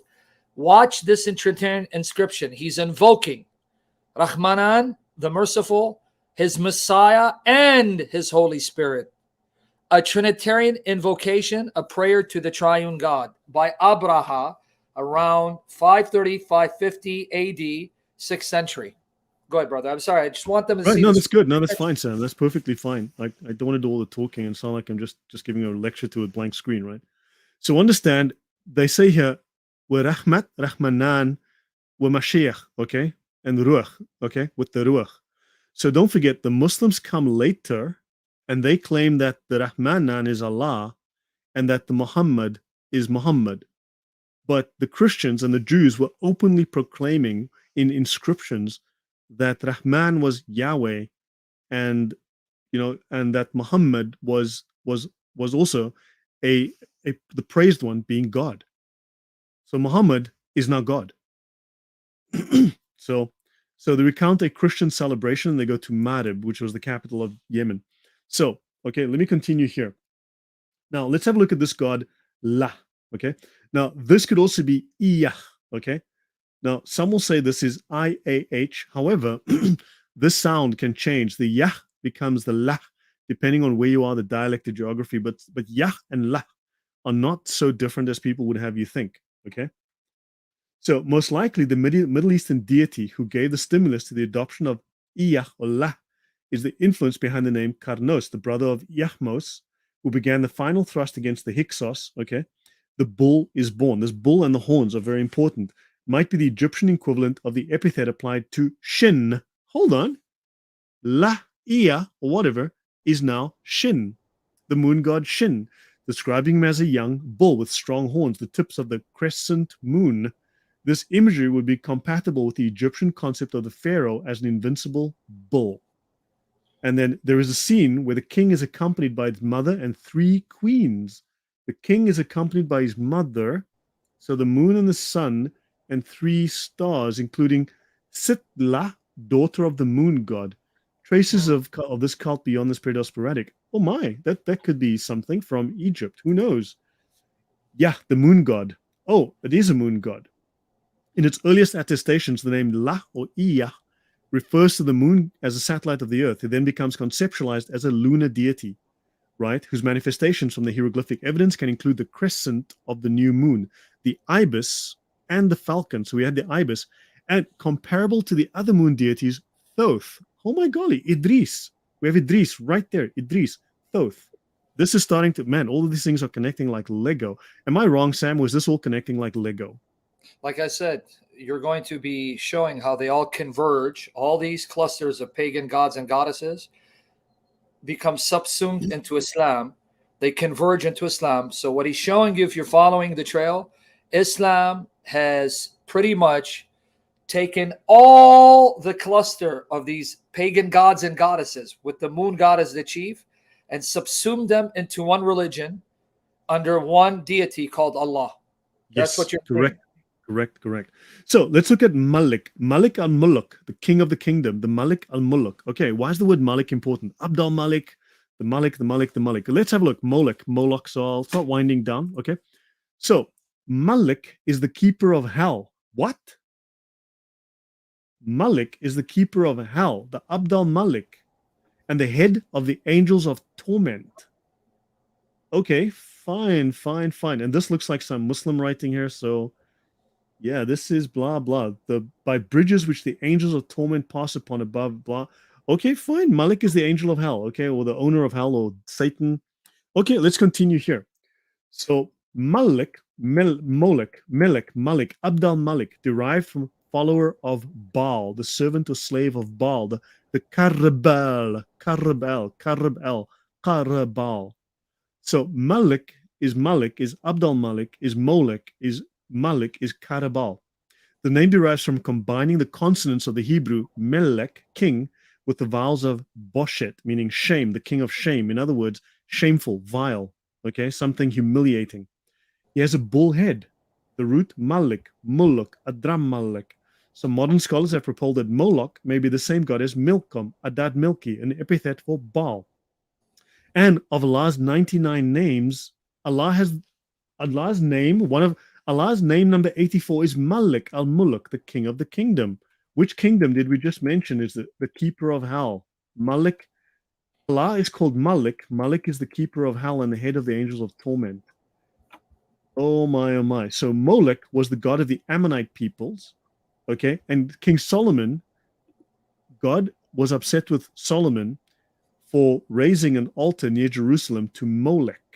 Okay, God warned him not to and punished him for this. Okay, so Molech was a god of the Ammonite. His name seems to be tied to the word Melech, which means king, which in turn suggests an older god, perhaps the Akkadian deity. Okay, spelling Mulek, like Baal. His cult may have been transported to Carthage. Oh my God. Now we're back to Baal, who killed kids, they burned kids to Carthage, where he was worshipped as the god Molech until the servants of the Olympian gods pulverized ancient Carthage. Carthage was where we went earlier. We started with Carthage, where they were worshipping Baal, who was Molech, who is Moloch, where they were sacrificing children. You see, now it's come full circle.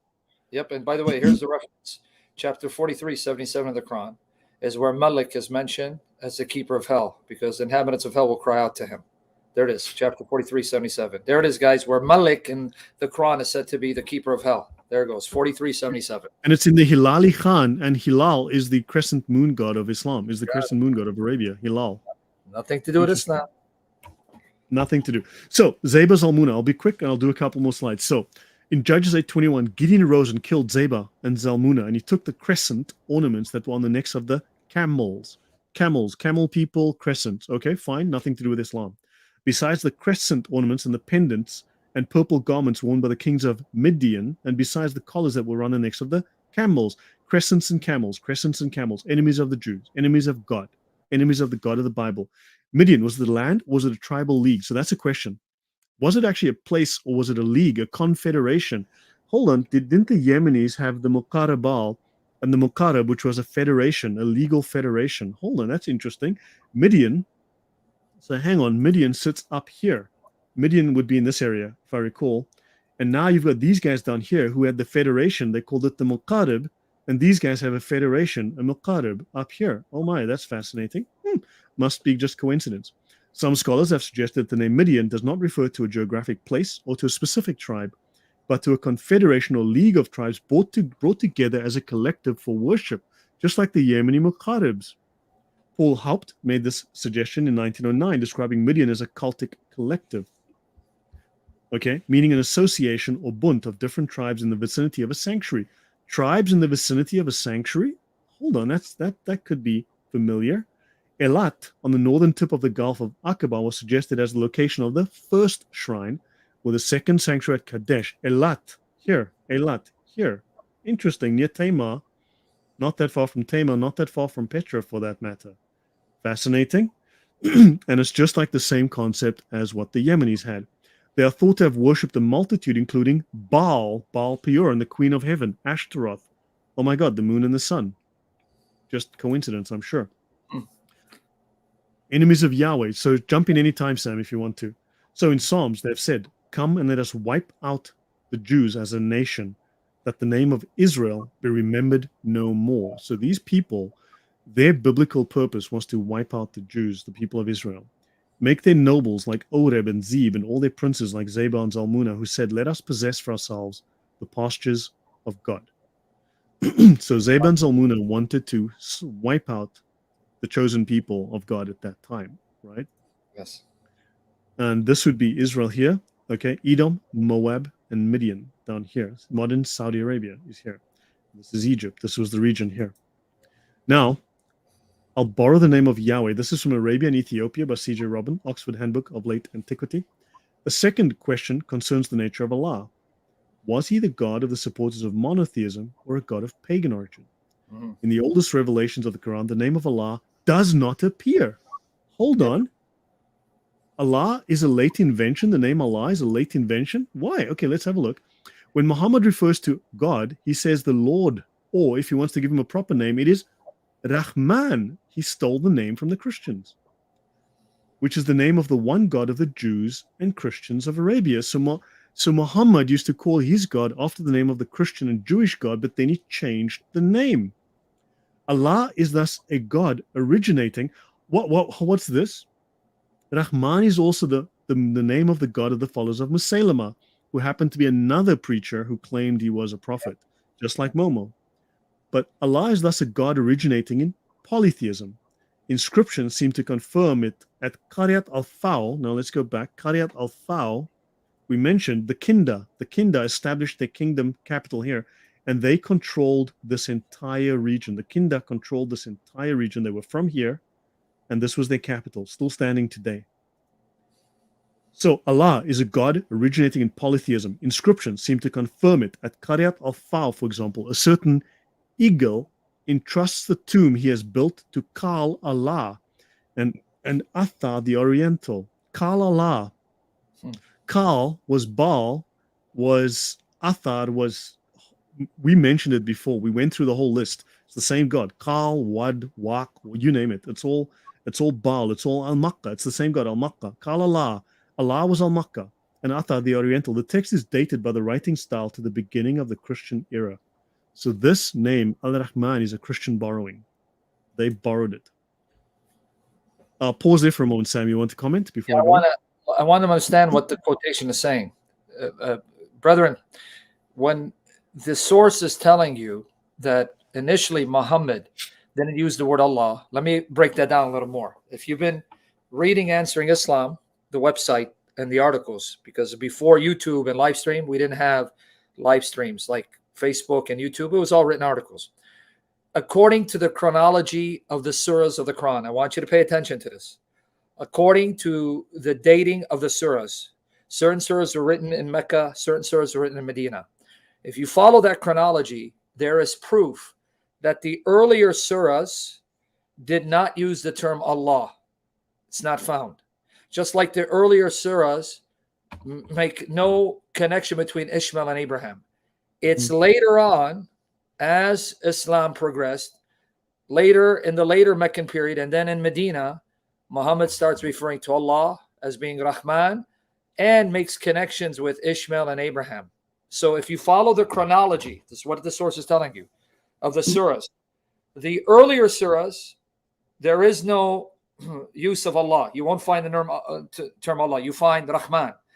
Later on, Allah appears. So based on the chronology of the Quran, when the surahs were composed, you see a progression.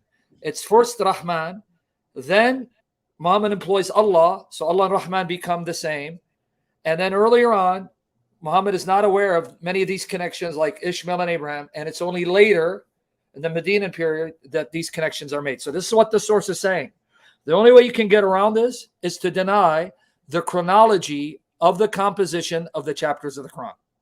But the composition of the chapters are taken from Muslim sources predominantly. But go ahead, brother. I just want them to see why. Right. No, thanks. No, so notice Allah has many names. Hubal, okay? Amongst them, Hubal, Baal, Kal, Wad, Wak, you name it. Allah had a bunch of names, but all of them were Hubal. All of them were Baal. All of them were not the God of the Bible, right? So now, Astarte, a warrior goddess of Canaan and Syria, okay? The Semitic counterpart of the Akkadian Ishtar. Okay, so we like this god. We're just going to give her a name that suits our language. Her aggression can be seen in the bull horns she wears as a symbol of domination. The bull horns, the crescent, the bullhorn, the god Shin, okay, it's all coming together. Astarte is a battlefield goddess.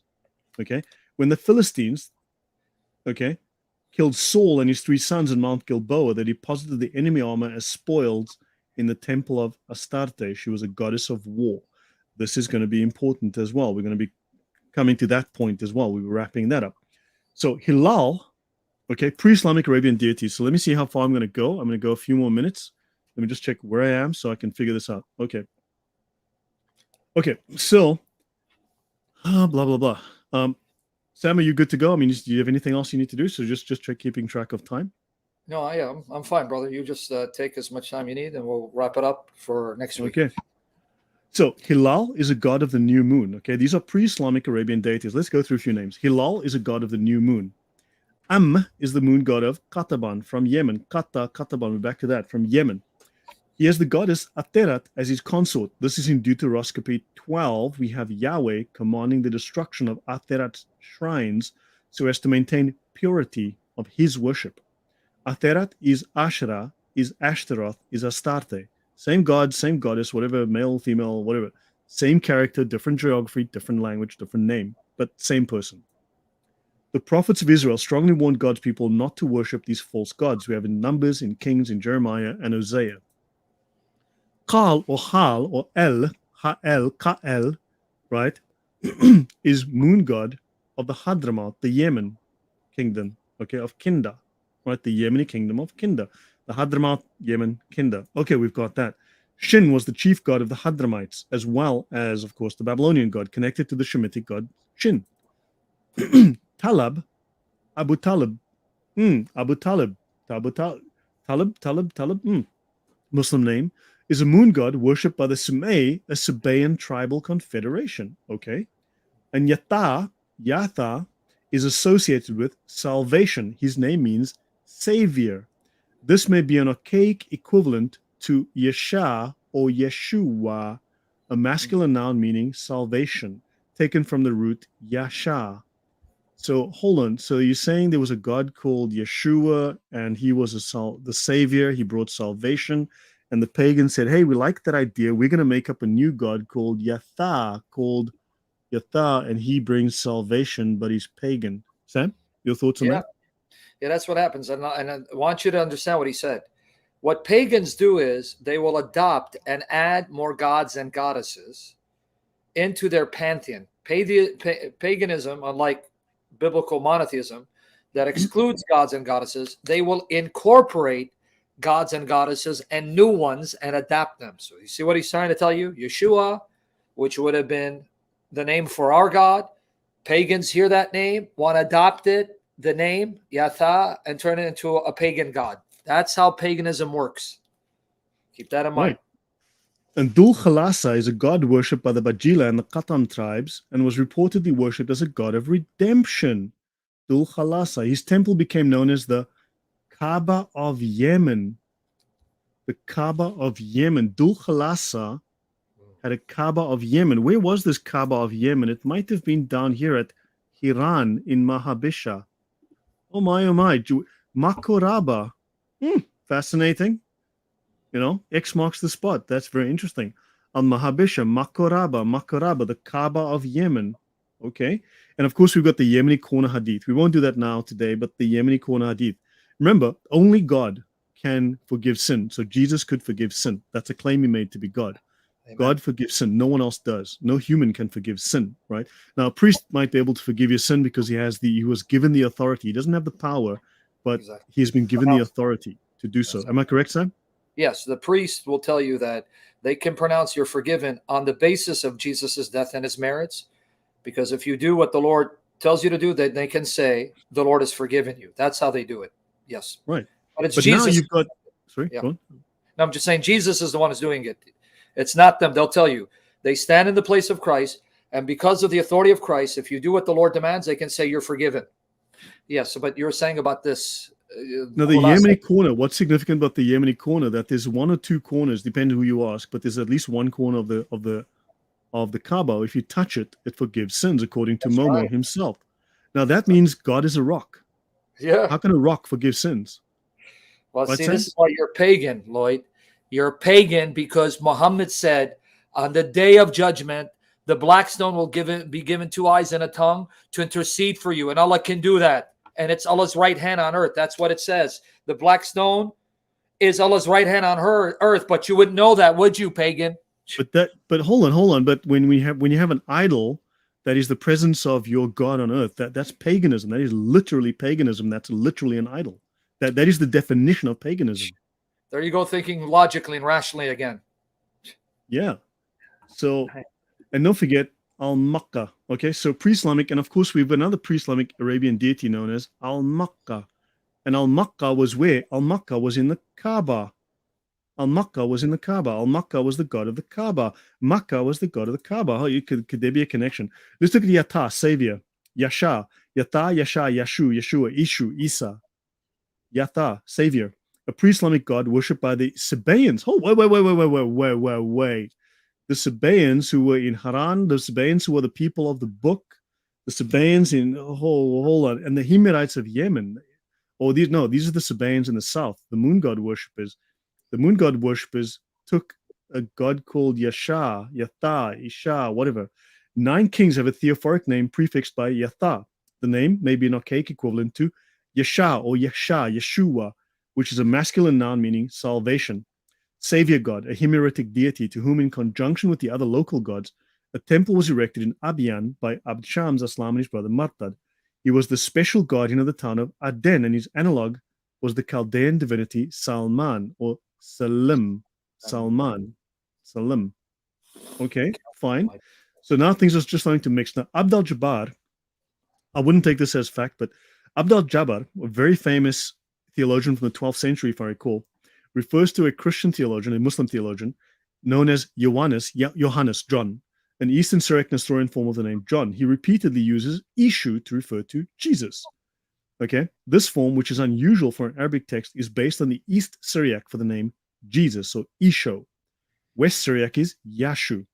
Abd al-Jabbar teaches the reader that Ishu is Syriac for Isa, the Quranic form of Jesus.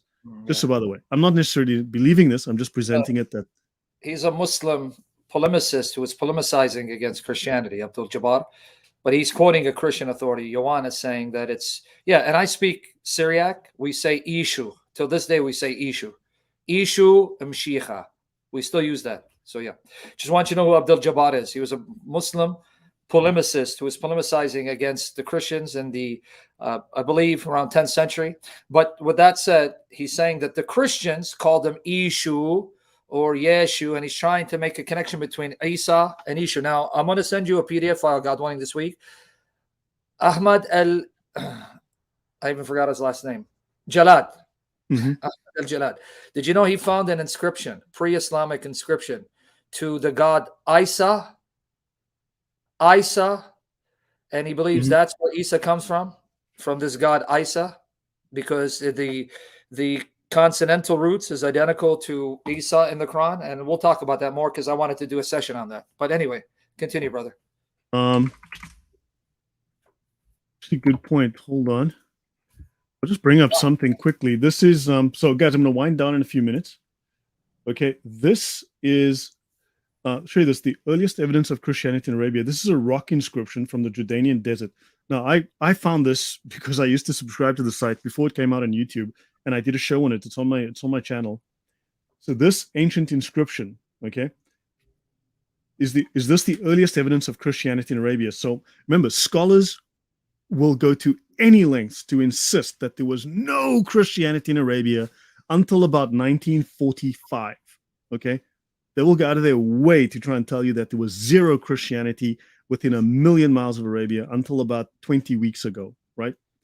And of course, we know that the Ethiopians were Christians. They had a Bible with them, and that was in the 2nd, 3rd century already. So that's a lie.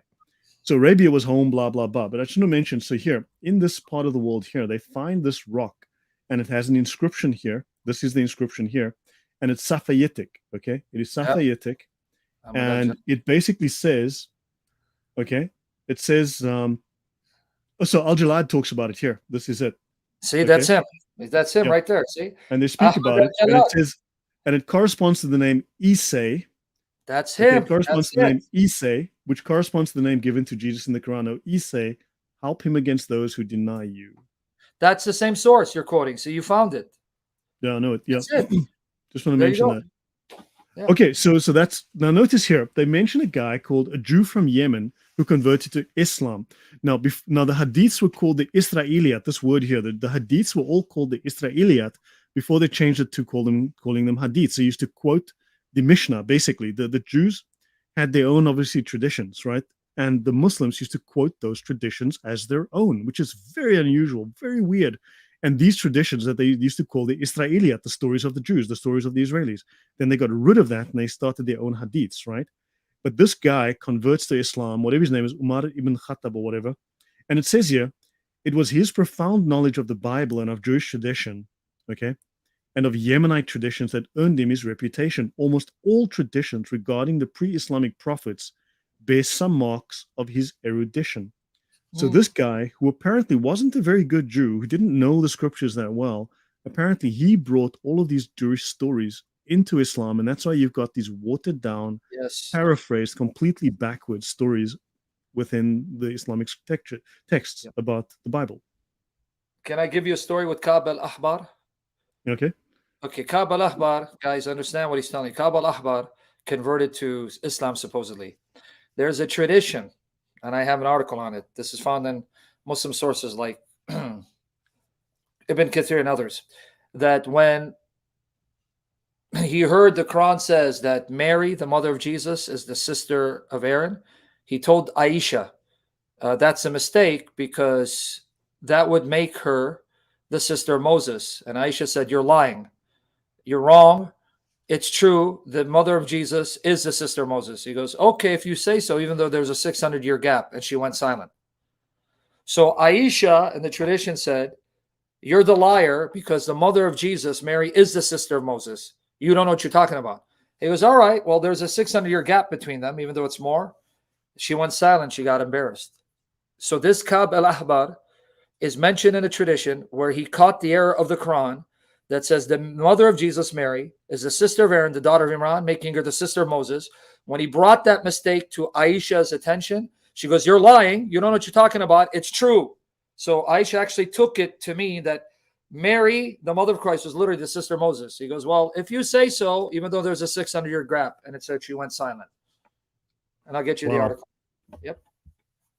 Yeah. Okay. So now I'll wind down. Okay. So I'll wind down here and I'll finish this. So Al-Maq. Okay. Al-Maq. Name again, Al-Makkah, the creature or the possession of Yahweh. So there's a seal of the early 7th century, the 600s.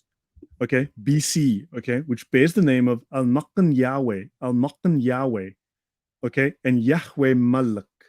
The name may be taken to mean the creature of Yahweh or the property of Yahweh, and Yahweh the king, Yahweh the Malik,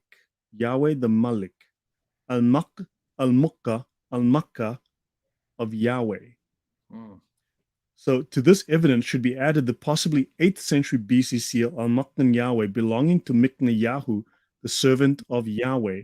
This provides evidence for an active cult of Yahweh in such where such figures as Miknayahu could serve.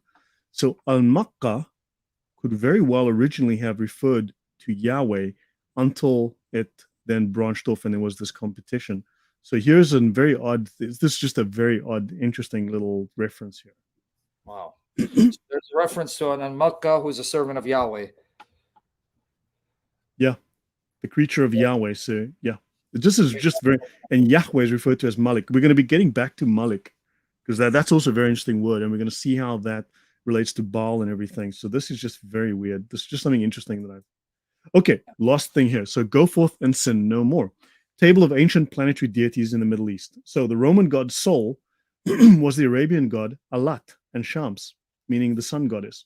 The Babylonian had Shamash. Okay. The moon god was called Allah Ta'ala. Hold on, Sam. Do Muslims still use the term Allah Ta'ala to describe Allah today? You better believe it. Allah Ta'ala. What Subhanahu wa Ta'ala. You better believe it. And it meant the Most High God sin. So Allah Ta'ala sin referred to the sin as Allah, the High God. Did you guys caught what he's saying? Moon God. Proving that Allah was a term used for any chief god. Allah would be used for the chief dominant god. So if sin was the chief god, he'd be called Allah. Hubal, he'd be called Allah. So sin was Allah Ta'ala, the high God, the most high God. Yeah, and this guy was the moon god Shin, and you can see here Venus was Uzza. Just wanted to mention that Shin, Shwen, Nana. So we've got this, and the Arabian moon gods were gods of war. So I'll start winding down here. Arabian moon gods of war. Moon gods, Allah, Il-Umku, Al-Makkah, same thing. Mahram, Osiris, Shin, Wad, Yera, Terra, Al-Makkah. Different names for the same god. They were moon gods. The moon god is always a god of war. Understand that. The moon worship centers were Aksum, Haran. Oh man, that's fascinating. Jericho, Marib, Makkah. Okay. All of these odd places like Tema as well. Okay. Fascinating stuff. Allah in the Quran is consistent with the South Arabian war and moon god. Hans Kraus wrote, the main god, the national god of war in all South Arabian, in nearly all Semitic monuments, is a sure identifying mark of the moon god. The moon god is a god of war.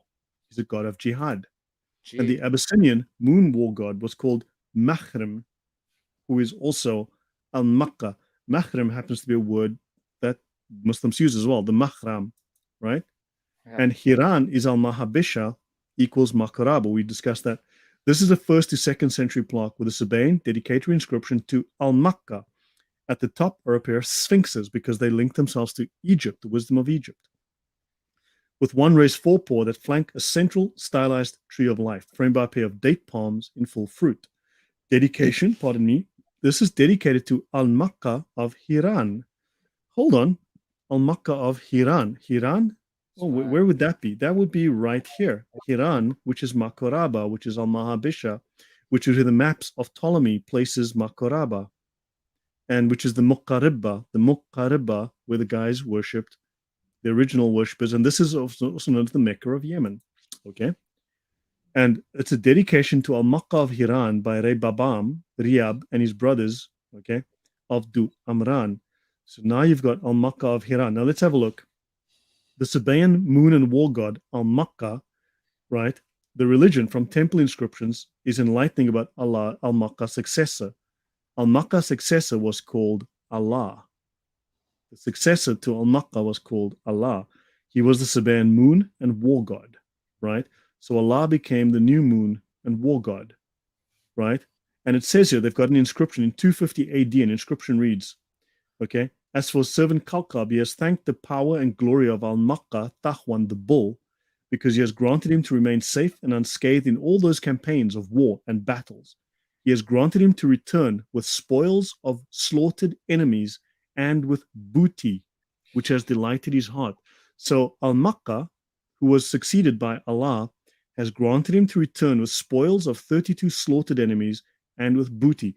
A 1st century BC inscription says, Al-Makkah of Hiran. Al-Makkah has granted him trophies, spoils, and captives. And of course, you've now got Qarib, son of Dama Ali, 8th century BC, a massive inscription in Al-Makkah's temple at Sirah, and he speaks of exploits that continued winning control of the incense route and crushing the kingdoms of Alsan and Nashan. Al-Makkah was a war god. The war god is the moon god. The moon god is the war god. The war god, Al-Makkah, was replaced by Allah. And they are talking here about Naholan. Didn't Muhammad say he was given spoils of war and he would slaughter his enemies and return with booty? Does that sound kind of familiar? Chapter 8, verse 1 and 41 says the booties. In fact, the chapter itself, chapter 8 of the Quran, it's called Surat al-Anfal. Anfal means the spoils. There's a chapter in the Quran called the chapter of the spoils, the booty, the spoils of the war. And if you go to chapter 8, verse 1, Surat al-Anfal, the spoils, it says, and the spoils belong to Allah and His Messenger.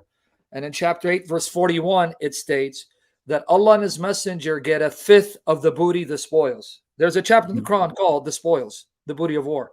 Al-Anfal, chapter 8. Yep. So maybe this is a good place to end. I'll just jump just to show you guys Hiran's moon god, god of the Kaaba. They've got Rab and Haran. This is from an inscription. Rab Haran. Nami proposes the following translation: the temple of Hiran. Rab is the name of the Sabaean moon god. Rab, Muqarrib, the Muqarribs, considered as the lunar quarter. Okay. And Wad is father. Oddly enough, the god Wad is called father. Wad is a father. That's really unusual for Arabic gods. Hiran, also Haran, also Haran. And in Ezekiel, Haran is mentioned, the merchants of Sheba. Okay. So yeah, but maybe what I'll do is I think I will finish here. I think that's a good place to stop.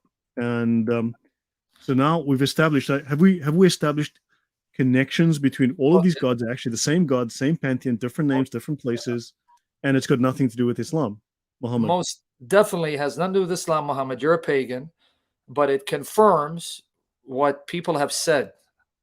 The gods and goddesses of the nations, if you really go back and trace them, it's the same cluster of gods and goddesses where the names have changed, stories slightly changed and embellished, slight mutations, but they're the same cluster of gods and goddesses. And according to our Bible, if you read Psalm 95, verse 5 in the Greek version, Psalm 96, verse 5, if you go in the Hebrew, and if you go to 1 Corinthians 10, 19 to 22, specifically 1 Corinthians 10, 20, we are told the idols of the nations, the gods of the nations are demons. It's Satan, the devil, and demons. So these are demons. This is Satan who appears in these clusters of gods and goddesses, and they all converge into Islam because Allah is Baal and Baal is Satan. That's what he's showing you. Right. We've seen that we've seen Rahman. They took over Rahman, right? The name of the God of the Bible, Rahman, used by Jews and Christians. They borrowed that. They borrowed Yatta, Yeshua. They took Muhammad, which was referring to the praised one, meaning the God of the Bible, and they gave that name to an imposter called Muhammad. Precisely. Now, here's that tradition I was telling you about Lloyd. Before you leave, you want I've given the link to your YouTube channel description box. Go there, subscribe, watch his shows. He's available to come to your channels. If you guys want him to come to your channels, he's available to do that. Contact him. And also, you have links to your material there that they can access, correct? If they go to YouTube channel? Yeah, I've got loads of materials, and thanks. Look, also, some guys were asking if I share my slides. I mean, Sam, I gave you a copy of this. I don't give it out to many people. This is. I mean, this set of slides is like 120 hours of work. I'm not kidding. Yeah. It's at least. I mean, this is 120 hours of just putting the slides together, right? Yes. And I mean, and we don't want people to steal your work. the time and effort, because the labor is worthy of his wages. So you need to pray and support him financially, because this is a lot of work. We're all in full-time ministry. I wish I was rich so I can give him tons of money to do it, but we're not. So, brethren, he spent over 120 hours. So this is why he's hesitant to just give out his slides to people who won't appreciate it or plagiarize it or edit it or pervert it. So, but go to his YouTube channel, watch his videos, support him financially if you can, pray for him, invite him to your channels, because he's open to go to any channel to share this, and it's top-notch stuff. Now, I want to read this for you too, brother. Here's that tradition with Ka'b al-Ahbar. I gave you the link to my article. Notice, it was narrated from Ibn Jarir, narrated from Yaqub, narrated from Ibn Ulaya, say that 5 times fast, narrated from Sayyid ibn Abi Sadaqah, narrated from Muhammad ibn Sirin, who stated that he was told that Ka'b, there goes Ka'b al-Ahbar, said that the verse that reads, "O sister of Aaron," Harun, does not refer to Aaron, the brother Moses. So he's saying Mary cannot be the sister of Moses. So the sister of Aaron doesn't make her sister Moses. Look what Aisha said. Aisha replied to Ka'b, "You have lied. You're a liar, Ka'b.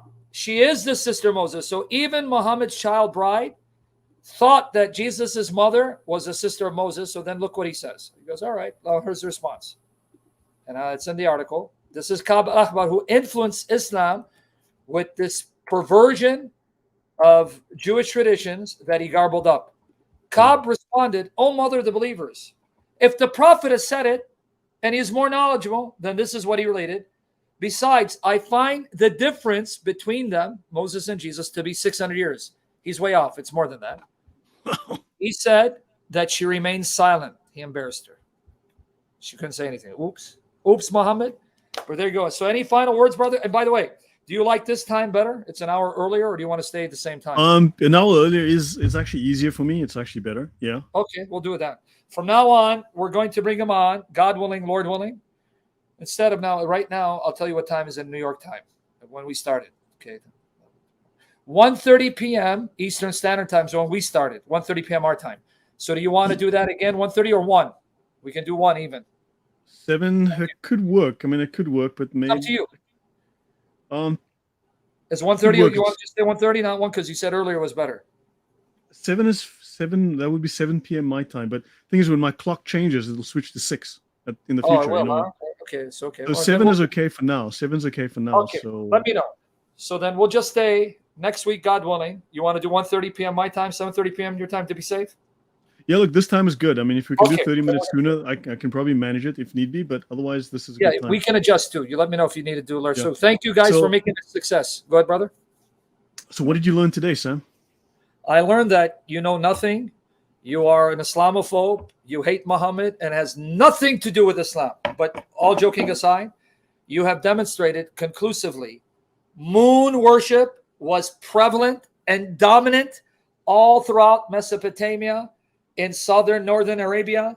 Nabonidus spent 10 years in Arabia worshiping the moon god Sin, and that the Arabs worship the moon god, and all of these gods and goddesses all converge into one God called Allah. In fact, that's what they accused him of, as you said. And we are going to get to that point, actually, as well. Yep. So glory to God for your research, brother. Glory to Jesus Christ. Glory to the Father, Son, and Spirit. Brethren, the link to his YouTube channel in the description box. Go there, subscribe, watch. And you who have YouTube channels, reach out to him. Like Full Armor Apologetics, he brings in people to do sessions as well. If you want, invite him, pray for him, and support him. The labor is worthy of his wages. So, brother, any final words? And we're going to wrap it up. I mean, look, the whole aim of this thing is to prove that this has nothing to do with Islam, and it's very important that we do that, right? Because, anytime it's correct, it's got nothing to do with Islam. So as long as we start to hear that it's got nothing to do with Islam, we know it's 100%. And don't trust him. He's a pagan, because it has nothing to do with Islam. All right? You bull worshiper, you're just full of bull crap. If you guys don't catch the joke, because bull. No, it's going to start piling up. I mean, all of this, hopefully I'm tying all these threads together. It is all going to tie together. We're going to go back to Baal. We're going to learn more about Baal, and we're going to start seeing all of this stuff start to connect again. You sure it's not going to be a magic ball? Just kidding. Nothing to do with it. All right, brother? Yeah. It's a family-friendly channel, Sam. Brother, yeah. It's G-rated. Lord bless you guys. Pray for this man. If I didn't think his stuff was top-notch, he wouldn't be here, because I want top-notch research. And I'm very, very strict on the information because I know Muslims, if we make even one mistake, if it's innocent, they will run with it and capitalize on it to discredit us. So if I didn't trust his scholarship, he wouldn't be here. So that tells you the brother is credible. Pray for him, support him financially, prayerfully, go to his channel, invite him. Lord willing, next week again, same bat time, same bat channel, if the Lord wills. And remember, nothing to do with Islam. And thank you, everyone. And thank you, Sam, for the support. Thank you, everyone, for the support. It's been greatly appreciated. I really enjoyed this. I enjoy sharing this with you. And I really appreciate the encouragement. It's been so positive. Beautiful. Learn this, use this, make screenshots. My archive is available. You can ask me questions. And yeah, if you have questions, drop comments. I've obviously observe them. And look, all these links are available, all the books that I'm using. You can see I'm using screenshots from actual references. Yes. I'm not making it up. I'm not giving opinion. I'm using resource after resource. I've got hundreds of resources here that I'm using, proper, decent academic resources. I'm not making it up. It's not opinion. It's not, you know. That's what she said. This was gold. Indeed it is. Labor is worthy of his wages. We're not doing it to get rich. We're doing it because we want to be used of the Lord Jesus, to devote ourselves fully, to do the research, to equip you. And you're the warriors who are going to take it into the field. Christ is risen, risen indeed. Thank you, brother. See you next week, God willing. If the Lord will, same bat time, same bat channel. And I want you to go to sleep remembering my voice in your ears has nothing to do with Islam, Lloyd. Yep. Remember that.